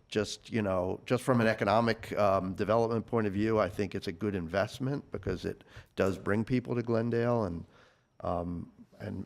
being a destination for arts, like a real destination for arts, I think would Well- benefit us more broadly. So I just kind of want to get that out there. And I appreciate that very, very much. when I came on board, we had 0 people dedicated to arts and culture, and it was this council or members of this council who made sure that we had one. First, Jennifer was part-time, we moved her to full-time. We're now adding, she has some assistance, though that's split, and we're looking at a dedicated person and more hours for her. But certainly, we will take your advice and counsel under consideration as we create our budget for next year. So thank Okay, you. so my 2 cents would be, I would like to see, and I don't know where it comes from, but would like to see some strengthening of that, that very, very small, thin group. Mr. Mayor, Mayor City Council, if it's council's direction, we can certainly look into an analysis of what it will take, what cost impacts it would have, and bring a report back for your consideration in the future. And another point is, currently, the way the Urban Art Fund ordinance is written, we cannot pay for staffing out of Yeah. it. And so sometimes that's even, we're having to take library staff to do something that's clearly for the Arts and Culture Commission. So, that would be another consideration for council, is looking to be able to take some of those funds. It certainly happens in other cities. I'm not saying all of them, but some funds out of that. But obviously, that would take, a modification of the ordinance. Okay, I don't know if any of my colleagues, if I need a second, or if any of my colleagues want, Councilmember Devine has seconded that, and I think it'll warrant at least some discussion. Thank you. We'll look at it as we move forward with this. Is that all, Councilmember Broadman? I want a quick question. I've had a couple questions about the Adams Hill Library, that's being kicked out of its space or something. So it's a lease space. We negotiated a 3-year lease with an extension for us to do it for 2 more years. I think we're 1 year into that, so there's now 4 years remaining, but that is owned by Neighborhood Legal Services. They would like to eventually take over that entire space, and so we are actually looking at a strategic facilities master plan for the whole city for library facilities. So that's going to be part of looking at that. And then certainly, if you hear of any property available in South Glendale, please, please let us know. But it sounds like we need a park, we need a library in South Glendale. Yeah, I know it's beloved by the folks there in Adams Hill, so they're a little worried about losing it. Yeah, Okay. that would be, Mr. Mayor, Mayor City Council, Councilman Brotman, part of our long-range planning, like Dr. Schaefer mentioned, for a joint park and library facility. They're working with our economic development group to find a suitable location. Okay. Councilmember Najarian. Yeah, so the Adams Square Park is something I'm very proud of. This was maybe 10 years ago, 12 years ago, 15 years ago. So I don't think anyone else is around who voted for that and who helped push that through. So I'm glad that we have a plan looking ahead. I know Neighborhood Legal Services does want to expand. Yes. And we do need to find a good spot for it. My question is, in slide 21, the Library Mitigation Fee Fund, we're going down from 800,000 to 325,000. Is that reflective of less fees being paid into the? No. What does that reflect? It's actually, I would say, part of it is we're just taking money from our library fund, so that's like 200,000 of it. So you'll see an increase in the library fund of 200,000. So that 800 was just pulled out it's set in a project. Part of that is actually helping to fund the bookmobile. So, it's carryover as well. So how much are we getting from that? So the fund, just so everyone's clear, this is a charge per each unit of development in the city. It was set very artificially low. This is, again, something maybe 10 or 12 years ago, and it was a hell of a fight amongst my colleagues at that time to raise it to about 18,000 or something per unit, 17,000, 18,000 per unit that the developer pays, reflecting the additional usage that our parks and our libraries would get by the additional residents that come in. So is that fund, of course, it fluctuates based on the number of units that are developed and paid for. What is the anticipated revenue from that particular source this year? Is it dropping because we had put a moratorium 2-3 years ago on the downtown specific plan, but maybe there's an uptick in other development throughout the city? Councilmember Najarian, members of the council, at the beginning of the fiscal year, we had a cash balance in that account of $1.8 million. We are looking up our revenue estimate for the next year. I do not believe it's in decline, and we'll get that information to you in just a minute. Okay, so are we drawing on that for any of these? Well, it can't be used for programs, right? This is capital. It's actually, the way the ordinance is written for libraries is library services. Oh, so you got programming. We can and we are drawing on it. But Does that extend to arts and culture I'm services? sorry, Councilmember Najarian. Mrs. Sion, you have that number? Mayor Kasakian, members of council, Fast. Councilman Fast. Najarian. The anticipated revenue for 22-23 is about 130,000, and it's indicative of what we got last year, so that we're not seeing a decline. But we are appropriating out of fund balance because we do have about 1.7 million in fund balance in this fund. So in the case that we have appropriation that is not offset by current revenue, we dip into existing fund balance to pay for it. All right, so that was something good council did back then. And I know that at some point, we're also going to be looking at a traffic mitigation fee, paying for traffic, pedestrian, and safety improvements with the related to new units coming in. So,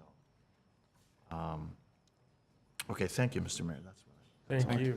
Mr. Schaefer, Dr. Schaefer, I know that not all of our libraries operate every day, every week. What are the current hours of operation of the Central Library? for Central Library, it's open Monday through Thursday, 9 a.m. to 9 p.m. It opens at 9 on Friday, Saturday, and closes at 6. And on Sundays, it's open from 1 to 6 p.m. Good. And how do we track foot traffic or the patronage of our branches? We actually have, they're called people counters, but they're literally, as people come in the door, it's counting.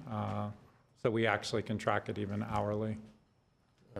And I would like to see what the patronage is at all those branches, because I think that if we see that certain branches are not receiving the foot traffic that warrants full staffing or part-time staffing, then we need to reconsider the uses of those facilities and find a use that would attract individuals to those locations, or perhaps a alternate use altogether.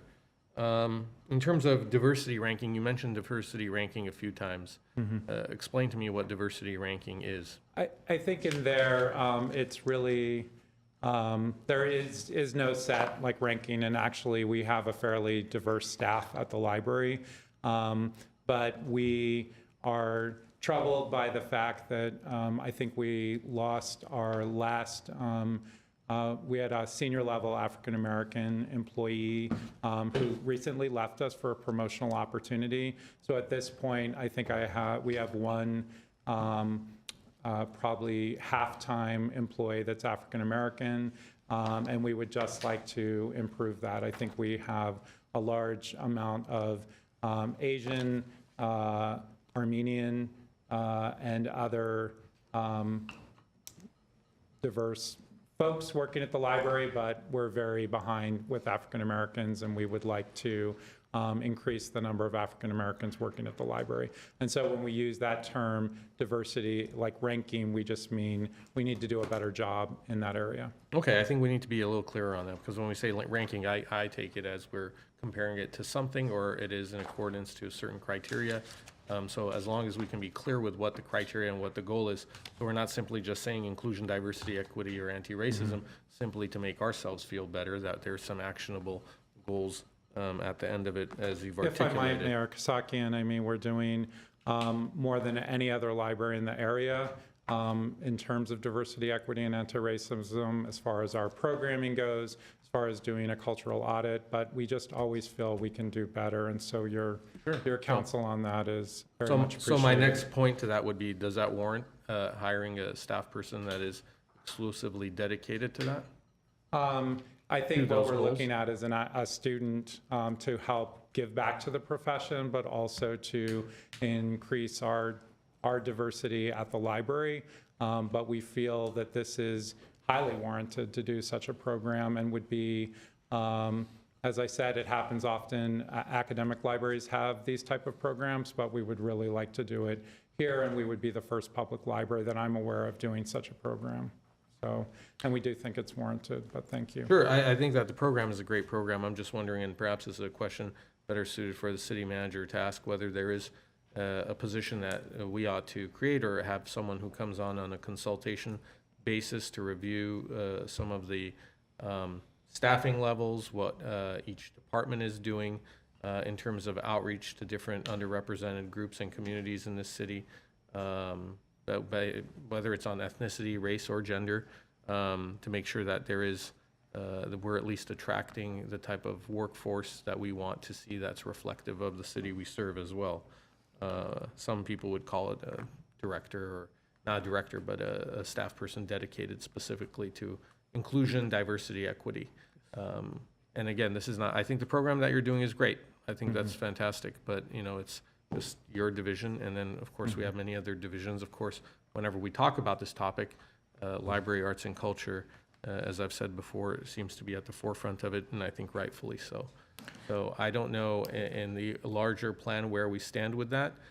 In addition to that, I will simply say that there are programs out there that train staff that we already have to be more aware of how we can improve the diversity and equity in the city. I know Cornell has a certificate program that's not a very long program, and I'd urge staff to look into what the cost of that is and try to circulate through each department individuals through that program, so then they can bring back what they've learned and incorporate it into our city operations. Thank you. Thank you Yes, for sharing that. most certainly, Mr. Mayor, Mayor City Council, that's an excellent point you made. If you may know, that we conduct a analysis of our demographics of our employees in the city every 2 years. Ms. Martin has assured me that we will have the one completed, the new one will be completed by the end of this year. And with that document in hand, your point is very well taken. We need to look into the citywide implementation of the diversity in employment and our employees, not just libraries and arts and culture. And we will look into the potential of hiring a consultant who's an expert in the area. If we cannot afford, as you know, adding positions and bodies cost quite a bit of money these days. So either through that, depending on how much work it will need and how long of a time frame we're looking at, we'll either secure the services of a consultant or find a position for a citywide effort. Okay. Well, I think the next, thank you, Dr. Schaefer, and thank you, staff, and Mr. Galanian. I think we ought to move on to the next item, simply because I anticipate this will, for more discussion than our previous two department presentations. Yes. Thank you so much. Thank you, Mr. Mayor, Mayor City Council. Moving on, this is the third department, community development, with a varied set of functions and areas of responsibility. They've been quite busy recently with a significant number of changes in that department.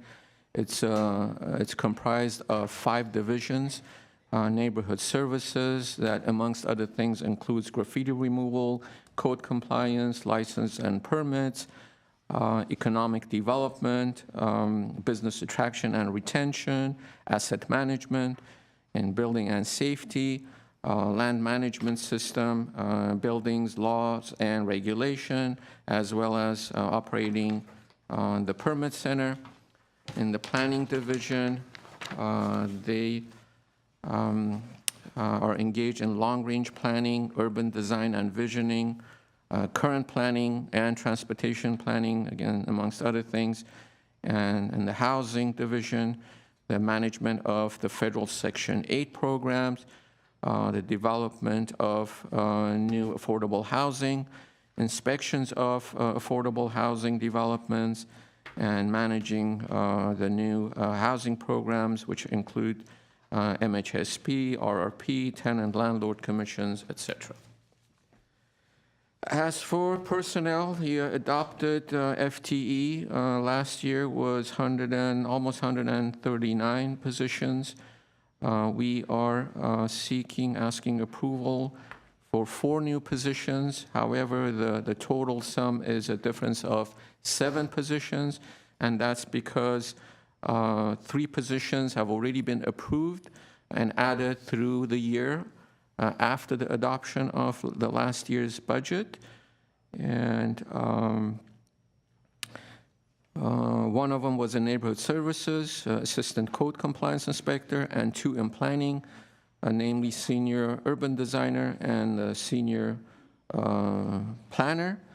The senior planner will manage the permit center's counter function, again, as was the case the pre-pandemic, and this will help better serve the public. The new senior urban designer would focus on long-range planning. The 4 new positions that we are proposing, 3 will be in neighborhood services to manage home sharing, street vending ordinance, beekeeping enforcement, flavored tobacco enforcement, Mylar balloon enforcement, the plastic takeout ban, water conservation phase 3 enforcement, and the list goes on. Gas-powered leaf blowers enforcement, and these are ordinances that were approved and put in place by the City Council to improve the quality of life of our residents and the neighborhoods.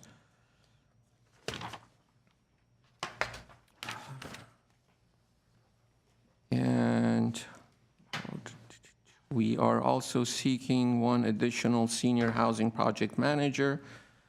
This is to manage the construction of 507 new affordable housing unit, unprecedented number that was, again, approved and initiated by the City Council. I have a question. Councilmember Devine. What's the difference between the 3 code enforcement hires and the inspector, the one concerning code compliance? Is that for housing, maybe?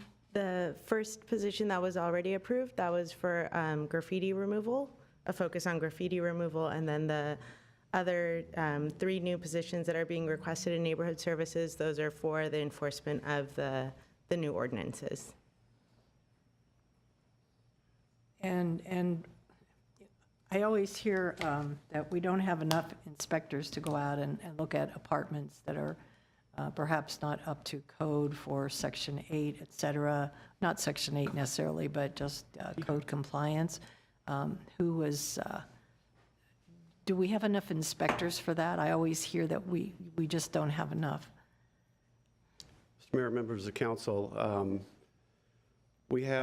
it depends on what the expectation is of turnaround time for enforcement. If there is a desire to see immediate inspections being done, and certainly that's the expectation that residents have when they call in, we don't have that capability. It's simply right now we have inspections and calls that come in that get planned out on calendars, and sometimes those are 2 weeks out. And for some, that's too long. So there is a need. Well, so is there any way that, I mean, I understand why we would have 3 enforcement, 3 new positions for code enforcement on all of our new codes, the balloons and the plastics and the gas, the blowers, et cetera, but it seems like there's a real need. When I get emails, and I think all of us do, of pictures of apartments that are, none of us would want to live there. And we're asking for a code inspector to go out, and it's, as you say, 2 weeks. Is there any way that we can either add another position to code enforcement for that particular those particular issues and maybe, I don't know, maybe take one from the three, move it over to Peter's department. There must be a way. Do I have any agreement here on council that we need another code inspector? Move it from a neighborhood services inspector to a code inspector? Is that what you're saying? Well, they said they have three, they're creating 3 positions for code enforcement on all of the new codes that we've passed in the last year or two.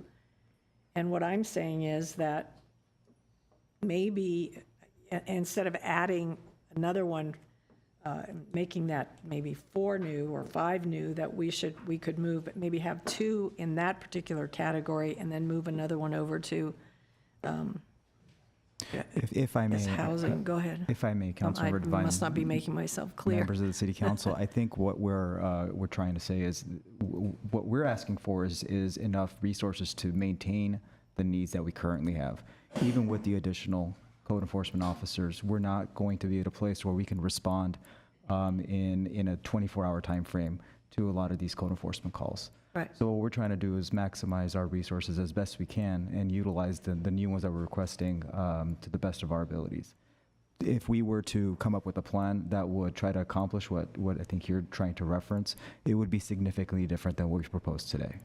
Okay, because, I just feel like Mr. Zovac, he's telling us that it takes maybe 2 weeks to get someone out to an apartment that has, water running and rats and everything else. And I'd like to see it at least cut down to 1 week. Yeah, and this will accomplish that. These additional resources would help us to get towards that goal.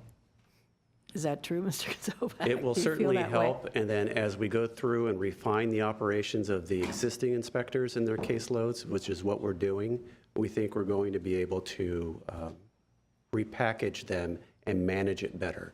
And let me just say that if we do have an immediate health and safety issue that gets called in, we will make arrangements to go out there immediately.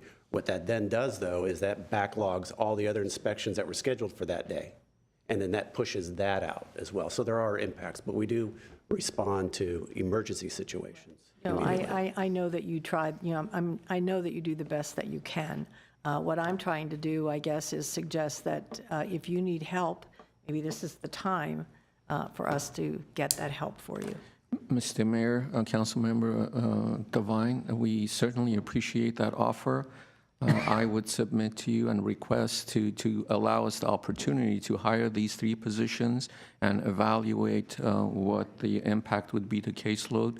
And if we see significant improvement, then we hopefully won't need to add an extra position. If not, then we'll come back to council with that recommendation for your consideration. And I hope that you'll keep us informed on that, so that if we do need, if Mr. Zovac does need help in his particular capacity, that we can maybe eliminate that. With Councilmember Agajanian, and I do want to urge my colleagues to be very brief in your questions, because the point was we want to reserve these questions and comments till the end of the presentations.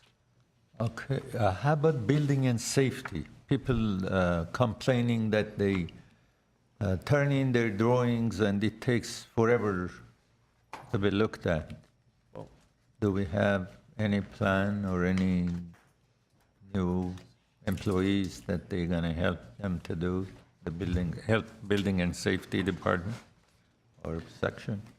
Mr. Mayor, City Council, Councilmember Agajanian, the communications that you, Council, and I, and the department have received have primarily been regarding issues in the planning division, not so much in building and safety.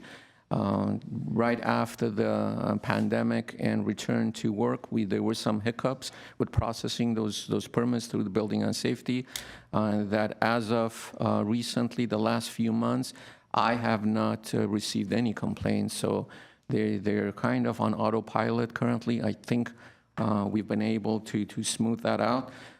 As far as planning permits and processes are concerned, we have hired a number of employees in planning. I just mentioned 3 already.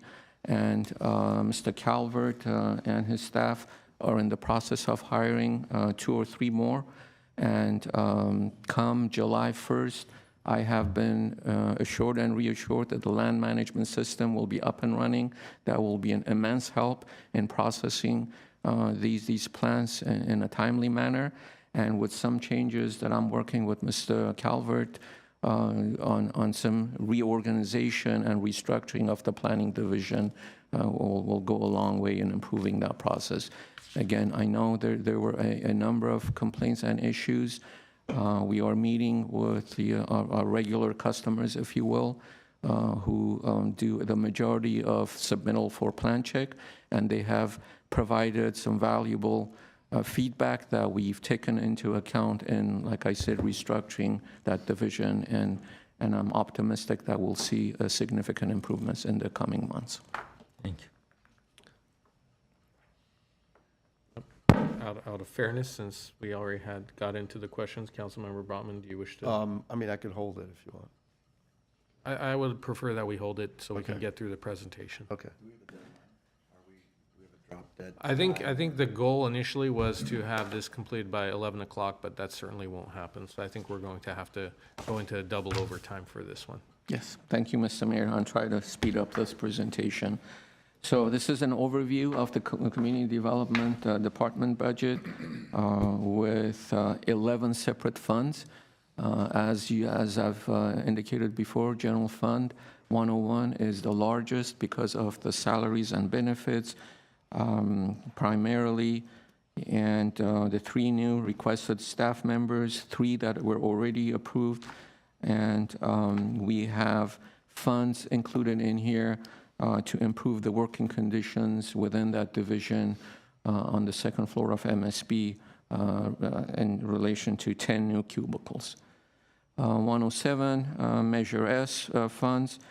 This is we're not asking, let's see, 6.7 million, but this is primarily continuation of council-approved housing programs, the rental rights program, monthly housing subsidy program, and this is based on an increase to the number of the participants in this program. It's an increase of $2 million, and it's been approved by City Council. Quality of life and economic vibrancy projects. One that has been mentioned is an Upstart Valley program. It's in partnership with cities of Burbank and Pasadena that Ms. Shua can speak to if you like in more details. $800,000 for the land management system that I mentioned, $60,000 for the Alex Theater under the new lease agreement, $50,000 for a much-needed code analysis and update that I've been promising the City Council, and another $50,000 for a study of parking improvements in and around downtown area.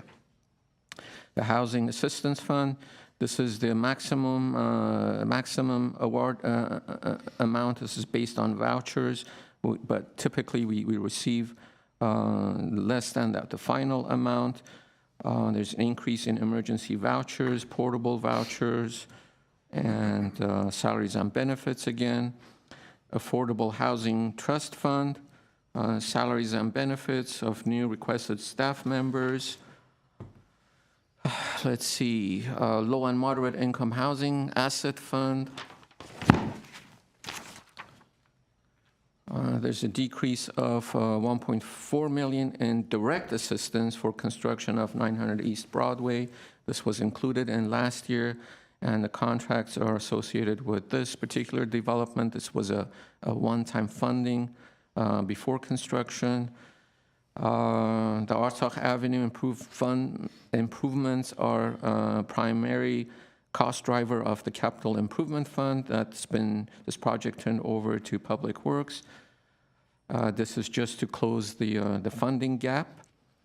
Another $8 million we are requesting out of Measure S Fund for a new affordable housing acquisition opportunity. Like I mentioned earlier, we are looking at 3 potential properties.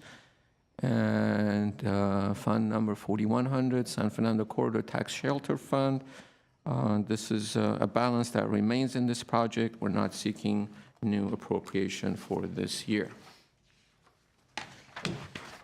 Quickly go over some of the department highlights. The Housing Authority and City Council done a tremendous job of providing an unprecedented number of affordable housing units. We are not asking for new funding. There are a number of carryover funds from previously approved funds by council last year. $10.5 million out of Measure S, $6.9 million low and moderate income fund, $1.8 million out of home fund, and $1.3 million out of the 2011 TABS housing fund. How will we do it? We planning on completing the grading and start the framing of the 900 East Broadway project, continue seeking tax credits, and start the construction of 920 East Broadway, as well as the 515 Pioneer Drive. As you know, it's been well advertised that thanks to this council's initiative and foresight, we will create 127 new units at 900 East Broadway and another 40 units at 920 East Broadway for extremely low to low income seniors. And at the Pioneer Drive project, 340 units for extremely low to low income seniors and small families, for a total of 507 brand new affordable housing units. Obviously, the council priority is housing. Next is the program to establish objective design standards. We are not seeking new funds. We are carrying over $257,000 out of SB2 grant fund. How will we do it? This will be a streamlined process consistent with the state law for single-family homes, namely SB9, and Multifamily Housing Accountability Act. What value will it bring?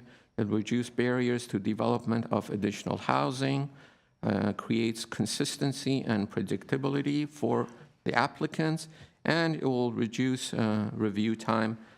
Council priority is housing, again, obviously.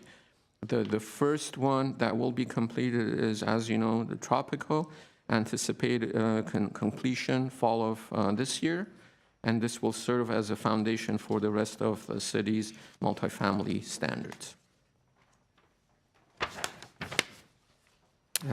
Update of the citywide bicycle transportation plan. Again, not asking for new monies. Their carryover funds from previous years approved by City Council.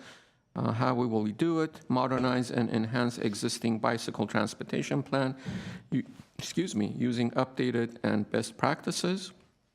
We are planning to bring a report back to Council sometime in June and conduct the survey in June of 2022 with extensive public engagement. The value that will bring, it will create a multimodal and comprehensive approach to improve active transportation infrastructure, increase opportunities and safety of alternative transportation options, with the priority being mobility, connectivity, and traffic safety. The Verdugo Wash, for the next fiscal year, we're posing $75,000 out of Measure M funds, and the rest are carryovers from previous fund. The plan is to complete the visioning process and advance the design refinement and feasibility. This will include expanded pedestrian bicycle network with a safe and dedicated route, new open space, will include native fire-resistant plants, and sustainability strategies. Value will bring, create a 9.4 mile linear park and natural trail for walking and cycling, creates a community asset, creates a biodiverse ecosystem, priorities being environmental stewardship, mobility, connectivity, and safety. The rehabilitation of the Rockhaven Sanitarium, there will be an item presented to City Council this afternoon seeking direction. How will it be funded? As you know, we have, the state has appropriated $8 million in grant funds that after we have a concept of what council is looking for, we will need to accept that grant and appropriate it. How will we do it? This will finalize, we plan to finalize council's vision for the historic resource. So we've secured $8 million from the state grant. It will fund the museum, restoration work, and ADA improvements. What value it will bring?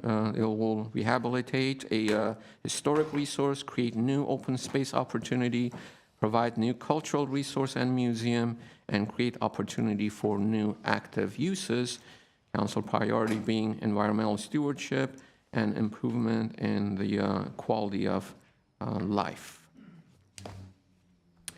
Next is the Artsakh Avenue Arts and Entertainment District. We are seeking approval for an additional $5.7 million out of General Fund CIP next year, and the carryover of $3 million from last year's General Fund CIP.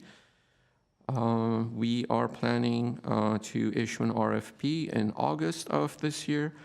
Tentatively, the award of the contracts planned for October, with construction anticipated to begin January of next year and completion in July of next year.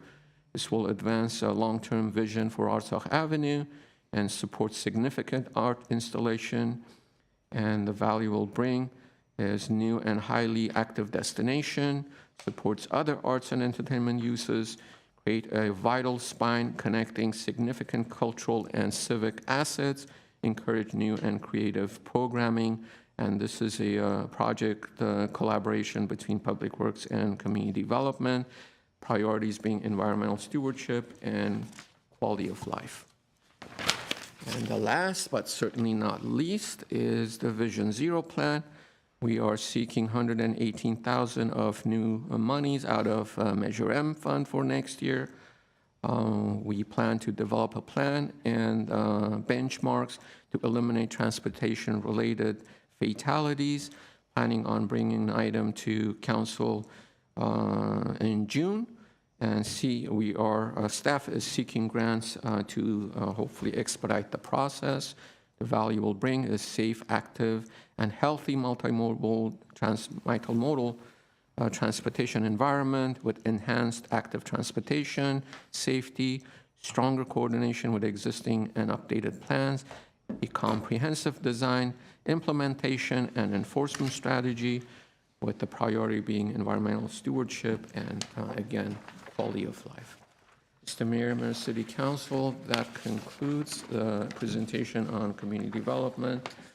The interim director, Mr. Tertagian, is here, as well as Mr. Calvert, Mr. Rudarte, and staff from Planning and Economic Development to respond to your questions, or if you need any additional information, data for any of these items I covered. Thank you very much. There's going to be comments from my colleagues. Before we do we have any callers? Mayor, we do not have any calls. Okay, all right. With that, I don't think that we need to take any further comment, because I think anyone who has been following this has had ample time to call in and express themselves, and we did actually listen to 3 individuals who called in. Which of my colleagues would like to go first? Councilmember Brotman? I'm happy to. First, just 2 questions. The counter service, is that back open? Correct, Councilmember Brotman. Come on up. The counter service is open. It is still by appointment only. However, we've also established. A little hard to hear you. I apologize. Is that any better? I can't get any closer to the mic today. Yeah. Microphone? Yeah. Okay. Okay. You try Mr. Calvert, see. Yeah, why don't you go ahead and do it? Thank you. Good morning, Mayor and council members. Our counter is open. We are still functioning with an appointment system as of right now. That is largely because we are training up our new staff, as Mr. Galani had mentioned before. We had added about 5 or 6 staff members. So we'd like to be able to get them kind of into the groove and understanding our process before we increase the amount of people that we intake. We have doubled the number of appointments, though, in the past couple months. We've also added on a couple more per day just in recent weeks. So we are kind of slowly building back up as we staff back up. And when do we think we'll get to walk-ins? What we'd like to do is get to the LMS system if possible, rather than having to change this process several times. We've had to do a lot of neck snapping over the course of the pandemic, how many appointments we have taken, how people come in, how people drop off. We'd like to get into the implementation of LMS. At that point, we will eliminate at least half of the appointments that are necessary because that'll be for submittals. They can do that through LMS. Once we do that, we'd like to be able to kind of recalibrate at that point so that we don't shift too many times and create too much confusion with the applicants. Okay. And it's still, what's the timeline for people getting an appointment? Because I'm sure we all hear lots and lots of complaints about just getting in to get an appointment or getting the message that no appointments available. When we doubled the total number of appointments, we had seen that wait time go way down.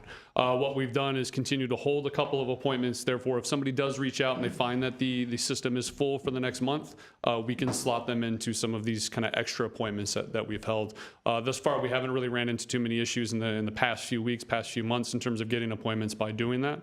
Again, it will continue to kind of recalibrate that. If we see that there's longer waits again, we'll look at adding additional appointments where possible. Okay.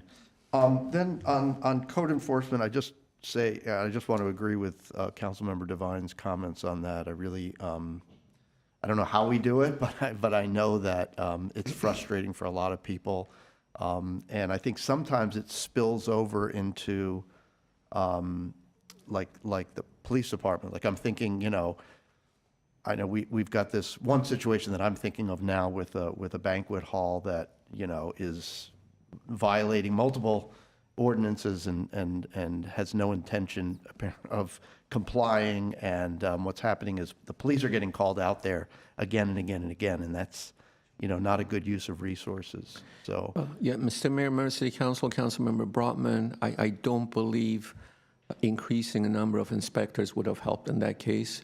It's been referred to City Attorney's Office. They have been in violation of a number of codes and regulations. You are correct. When the police department's called out there is primarily when it's after business hours. But we have, I think, 2 or 3 cases similar to that. Again, I would recommend that you give us an opportunity to hire, because as you know, even the hiring process takes quite a bit of time to hire these new inspectors, see what the impact would be to their caseloads and response time, and we'll most certainly bring a report back for your consideration if you still want to proceed with hiring additional inspectors. Okay, and I'm okay with that. I just wanted to throw my 2 cents in to support that concern. And then I guess the most important thing is, I know we're putting more people into kind of our permitting area. But I really think we need to take a deep look at, and we've talked about this, a deep look at our codes, cleaning up outdated codes, our systems. Well, I know we've got the LMS coming, so that'll be good. But our processes also, because you don't want to bake in, inefficient processes into a new system. Doesn't help. So getting a new system is a really good time to just take a deep look at our processes and how things are handed off and all that. Yes. And I think. I'm sorry. Just if I could finish, I think Sure. also just kind of the culture in the department, because I've heard often that junior people don't feel empowered to speak out when they see something that doesn't make sense, like codes that just don't make sense, and they're just kind of checking the box. And I think I feel there's an issue with culture, and I would really like us to bring somebody in with an open mind, fresh eyes, and just really look at how we're doing, because we all know that we have a terrible reputation when it comes to getting things permitted. And I think we need kind of a deep dive to see what fixes are required there. Yes, certainly, Mr. Mayor, Member City Council, Councilmember Brotman, those are all very valid points, and you are correct. We've had these conversations previously. We are actually, as a matter of fact, seeking funding, new funding, to hire a consultant to look into and update for outdated codes and ordinances. Mr. Calvert's already started working on that, seeking proposals. With the hiring of all these new staff members, it has given us, and Mr. Calvert, I keep mentioning Mr. Calvert because it's primarily in the planning division that the complaints we had received previously. And he's given him the opportunity to reevaluate caseloads, reevaluate and assign plans and projects to the planners where they have the skill set and the strength to be able to go through this process and not mix small and large plans and projects in the same pile. So the small projects don't have to wait for us to go through or the planner to go through the most complex project. There are a number of initiatives that Mr. Calvert and I and Mr. Takdalian have taken into account. Again, I am optimistic within the next 30 to 90 days with the implementation of land management system, we will see a significant improvement in that area. And he's also, Mr. Calvert's aware of the need for a culture change, for the better approach to customer service. As a result, we have initiated a call center so that when the applicants or folks call in, they don't get bumped through different divisions. And the call center will know who to, in which division to forward these calls and to get a direct and timely response to questions. We will keep this council apprised of the progress that we are making with staffing and improving the planning and permitting process in the coming months. Okay, thank you. And last, just a quick question. Rockhaven and Artsakh, how are those environmental stewardship?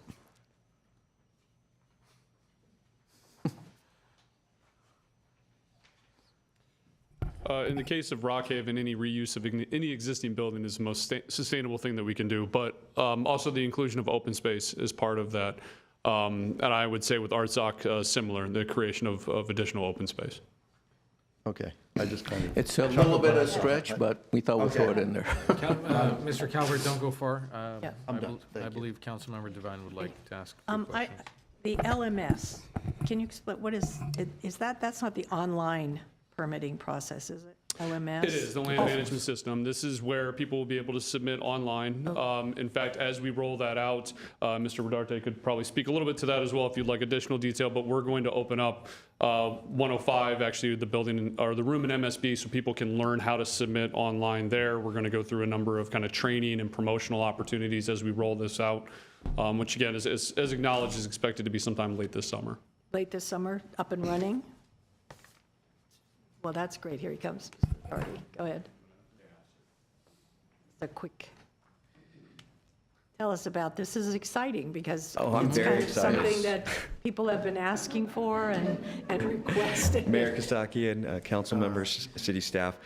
Yes, this new land management will be a game changer. I can't tell you enough right now how much goodwill, though, we have built and in the streamlining of processes over the last 2 years of COVID. It's been a difficult time, but we've learned a lot of lessons from it.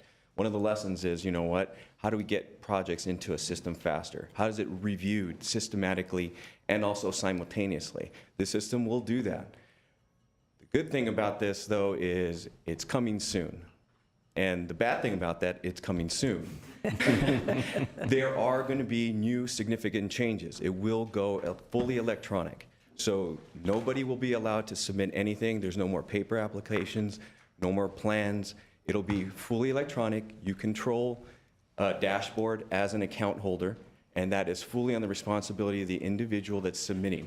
So you won't have any discrepancies in contact information, plan submittal, when it's submitted. It'll create a better documentation process, and also a notification process. So documents are submitted, reviewed, all agencies or all divisions that review them will be able to then write off their corrections and be able to submit those, and the applicant will be notified. So my question is all of staff being trained to use this process? And do we have enough to make sure that this runs smoothly and efficiently and quickly? Very good question, and we are working day and night with partnering with ISD and all the other divisions to make that determination. And I'd like to temper a little bit of what the city manager had said about going live on July 1st. It will be a huge effort to do so. There are things such as supply chain demands or issues right now with hardware. There are other, making sure that we're training staff fully, because this is a completely different system. And there's also the ability to make sure that we're marketing this to our current applicants, as well as any new individuals, to make sure they're educated and trained appropriately. Mr. Calvert mentioned that we will be having a separate room where we'll be able to assist individuals that walk in and aren't familiar with the process. From day one, that's going to be completely different than what it is right now. So we do ask for your understanding when it comes to that, because there will be issues, there will be complaints. We ask that you refer them back to us so that we can train and educate them as well. I think what we have to understand is there's going to be a learning curve involved. Yes. Correct. For everyone involved, not only staff, but those that are applying for permits and et cetera, et cetera. Absolutely. So good luck with that, and I'm glad to see your enthusiasm over this project. Thank you. Thank you, Mr. Darty. My other comment is regarding the Verdugo Wash project. Yes, ma'am. And I just want to make sure that,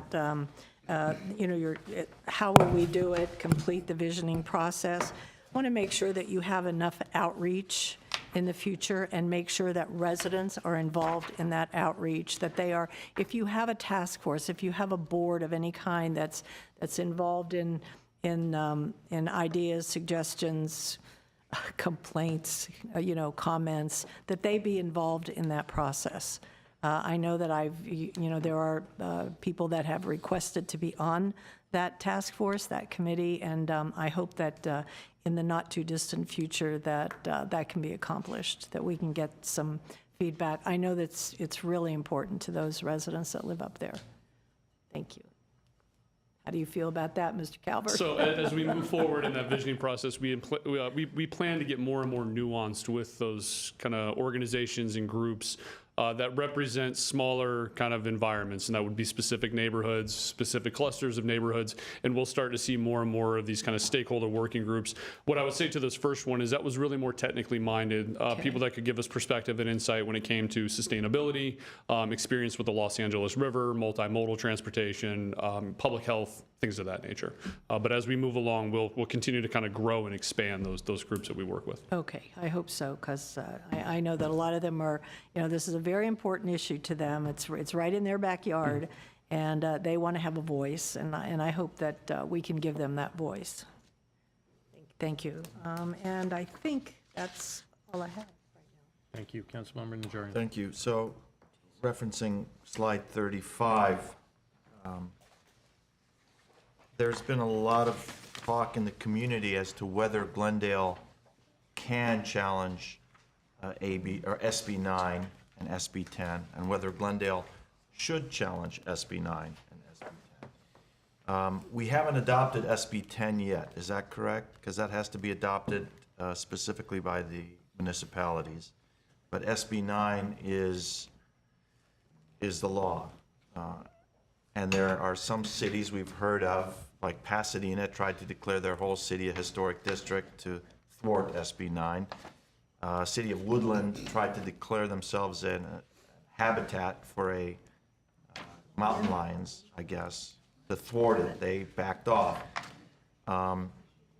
Is there, where are we?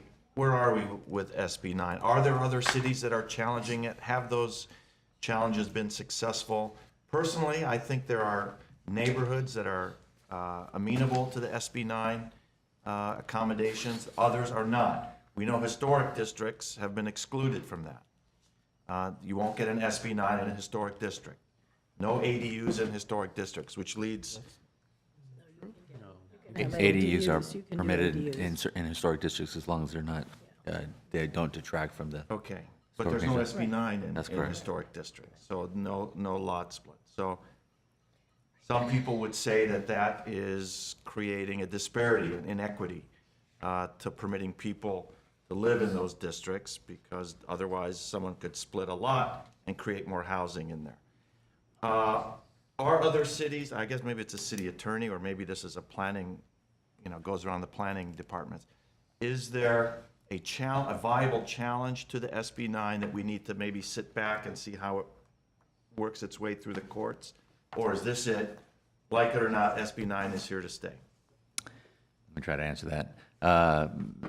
Mr. Mayor, members of council, as you know, the council adopted an ordinance to implement SB 9 late last year and is working towards adopting standards that would protect the single-family neighborhoods to the greatest extent feasible while still complying with SB 9. There are a few cities in the South Bay area that have challenged SB 9. I've written to the council on what I think the likelihood of success is on such a lawsuit. And our recommendation would be to try to draft those standards to satisfy SB 9, but at the same time providing the maximum protection for single-family neighborhoods. Okay, because there are some people saying, Glendale Council has dropped the ball, that we should be challenging that we can challenge it. That would be a legitimate challenge, and we should challenge it.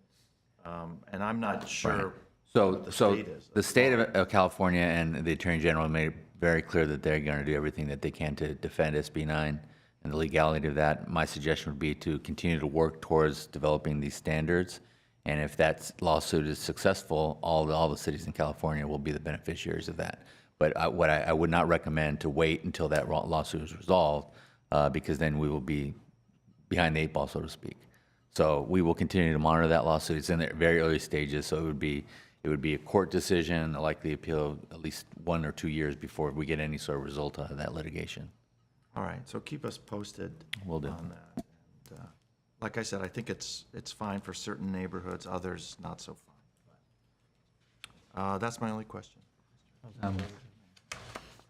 The only question, well, not question, comment I have is that, I have a few, but the plan check, the land management system that's going to be implemented, whatever new processes that we implement, whatever new procedures we have to encourage and ensure that our business operations, our flow of work proceeds at a pace where it's able to serve the public with minimal disruptions, that we ensure that whatever instructions we have online, whatever phone numbers we have online, whatever we roll out digitally, and our actual in-office, in-person practices work together. So I know that there was, not too long ago, one issue where someone was caught in a phone loop, where it was being told to call one number, and then the number was being told to call or contact the desk, and the desk was telling them to contact the number. So whatever it takes to make sure that those practices work the way they're supposed to, that would be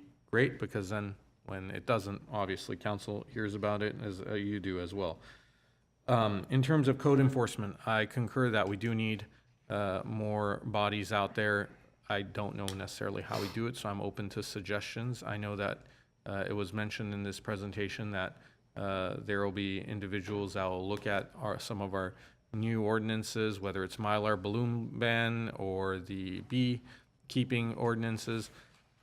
Yeah, I'm sure that they will spend time doing those, but I don't know how much of their time that will fully occupy. So, in as much as we can also have what we used to have at one point, or find ways, and I'm open to staff coming to us with suggestions to look into the graffiti removal, which we're seeing an increase of, looking at all the bulky items that are strewn all over the city, how we address those. The shopping carts, that we were one of the first cities to pass a shopping cart ordinance to have them removed. And now you see them in a lot of places, oftentimes without someone attached to them. It's just an abandoned shopping cart. And I understand that we have a crisis where some individuals are using the shopping carts to move their belongings, unfortunately, but we still see a lot that are just strewn about in public places. All these things are little things, but they add up, and it affects the character and face of our city that we put out there for people to see as a first impression. Also, we need to look at how we rethink, given the severity of the drought, the landscape ordinances that we have. There at one point, I don't know how long it was, but we were saying brown is the new green, and we were encouraging people to allow their front lawns to go fallow and for the grass to die. We are going to get there soon. I mean, right now, by our own directives, we're only allowing 2 days of watering, which is, I believe, is it Tuesday and Saturday, if I'm not mistaken? Tuesday and Saturday, for 10 minutes, and that's it. And for those folks who have a lot of lush green vegetation on their properties, that's not going to be nearly enough, especially with increasing heat waves and longer periods of heat during the summer. So what are we going to do? Do we have rules on the books that cite people who have dead grass, and do we suspend those? What do we do to help us see us through this and also encourage people to replace the non-native vegetation that they may have around their homes with more native drought-tolerant plants, and looking into that? I know that won't be just CDD addressing that. It's going to take many hands working together from many departments, including Water and Power, City Manager's Office, Parks, but we all need to work on that together. And lastly, in terms of Vision Zero, what do we have to do as a council? And I want staff to bring us back, if my colleagues agree to this. What do we as council have to do to ensure that neighborhoods and residents have a simpler, more direct process in installing speed humps and rumble strips and other speed mitigating measures that can protect their neighborhoods for pedestrians and the residents who live there? I know that oftentimes there's this back and forth in terms of the city's needs, our emergency services, access, but ultimately if the residents want speeds to slow down in an area and they're made aware of what the other impacts of it may be in terms of access or timely response of emergency services, we let them know and then they have to decide. I think that given the crisis that we're facing with traffic safety, it seems like it's one of the #1 measures we can take to ensure the slowing down of vehicles, short of putting up tank barriers in some neighborhoods to prevent folks from going down at unsafe speeds. So those are my only comments. I want to thank everyone for the presentation. If you have any closing remarks, Mr. Galanian, we will turn it over to you, and then we will conclude this meeting. So, again, thank you, Mr. Mayor, members of City Council. We've gone overtime by 30 minutes. Thank you for productive comments and the feedback and the questions and some follow-ups that we need to do. Our next study session is going to be on Thursday, this coming Thursday at 9 a.m., where we'll cover GWP and Public Works as it relates to the City Council's priority of infrastructure. All right, thank you. Thank you. Yeah, okay. I have one comment before we adjourn. I want to thank staff and Mr. Galanian for presenting a clear picture of these different departments and what the financial allotments are going to be, and the exciting programs that we've heard about today. Too numerous for me to mention, but it was great. And I also want to compliment staff on your ability, your preparedness, and the quickness that you had answers to questions that we posed, and that's to all of your credit. So thank you so much. Thank you. We appreciate that. Thank you. Thank you. Thank you, Councilmember Devine. We have a motion to adjourn. Is there a second? Second. All right, second. We are adjourned. Thank you.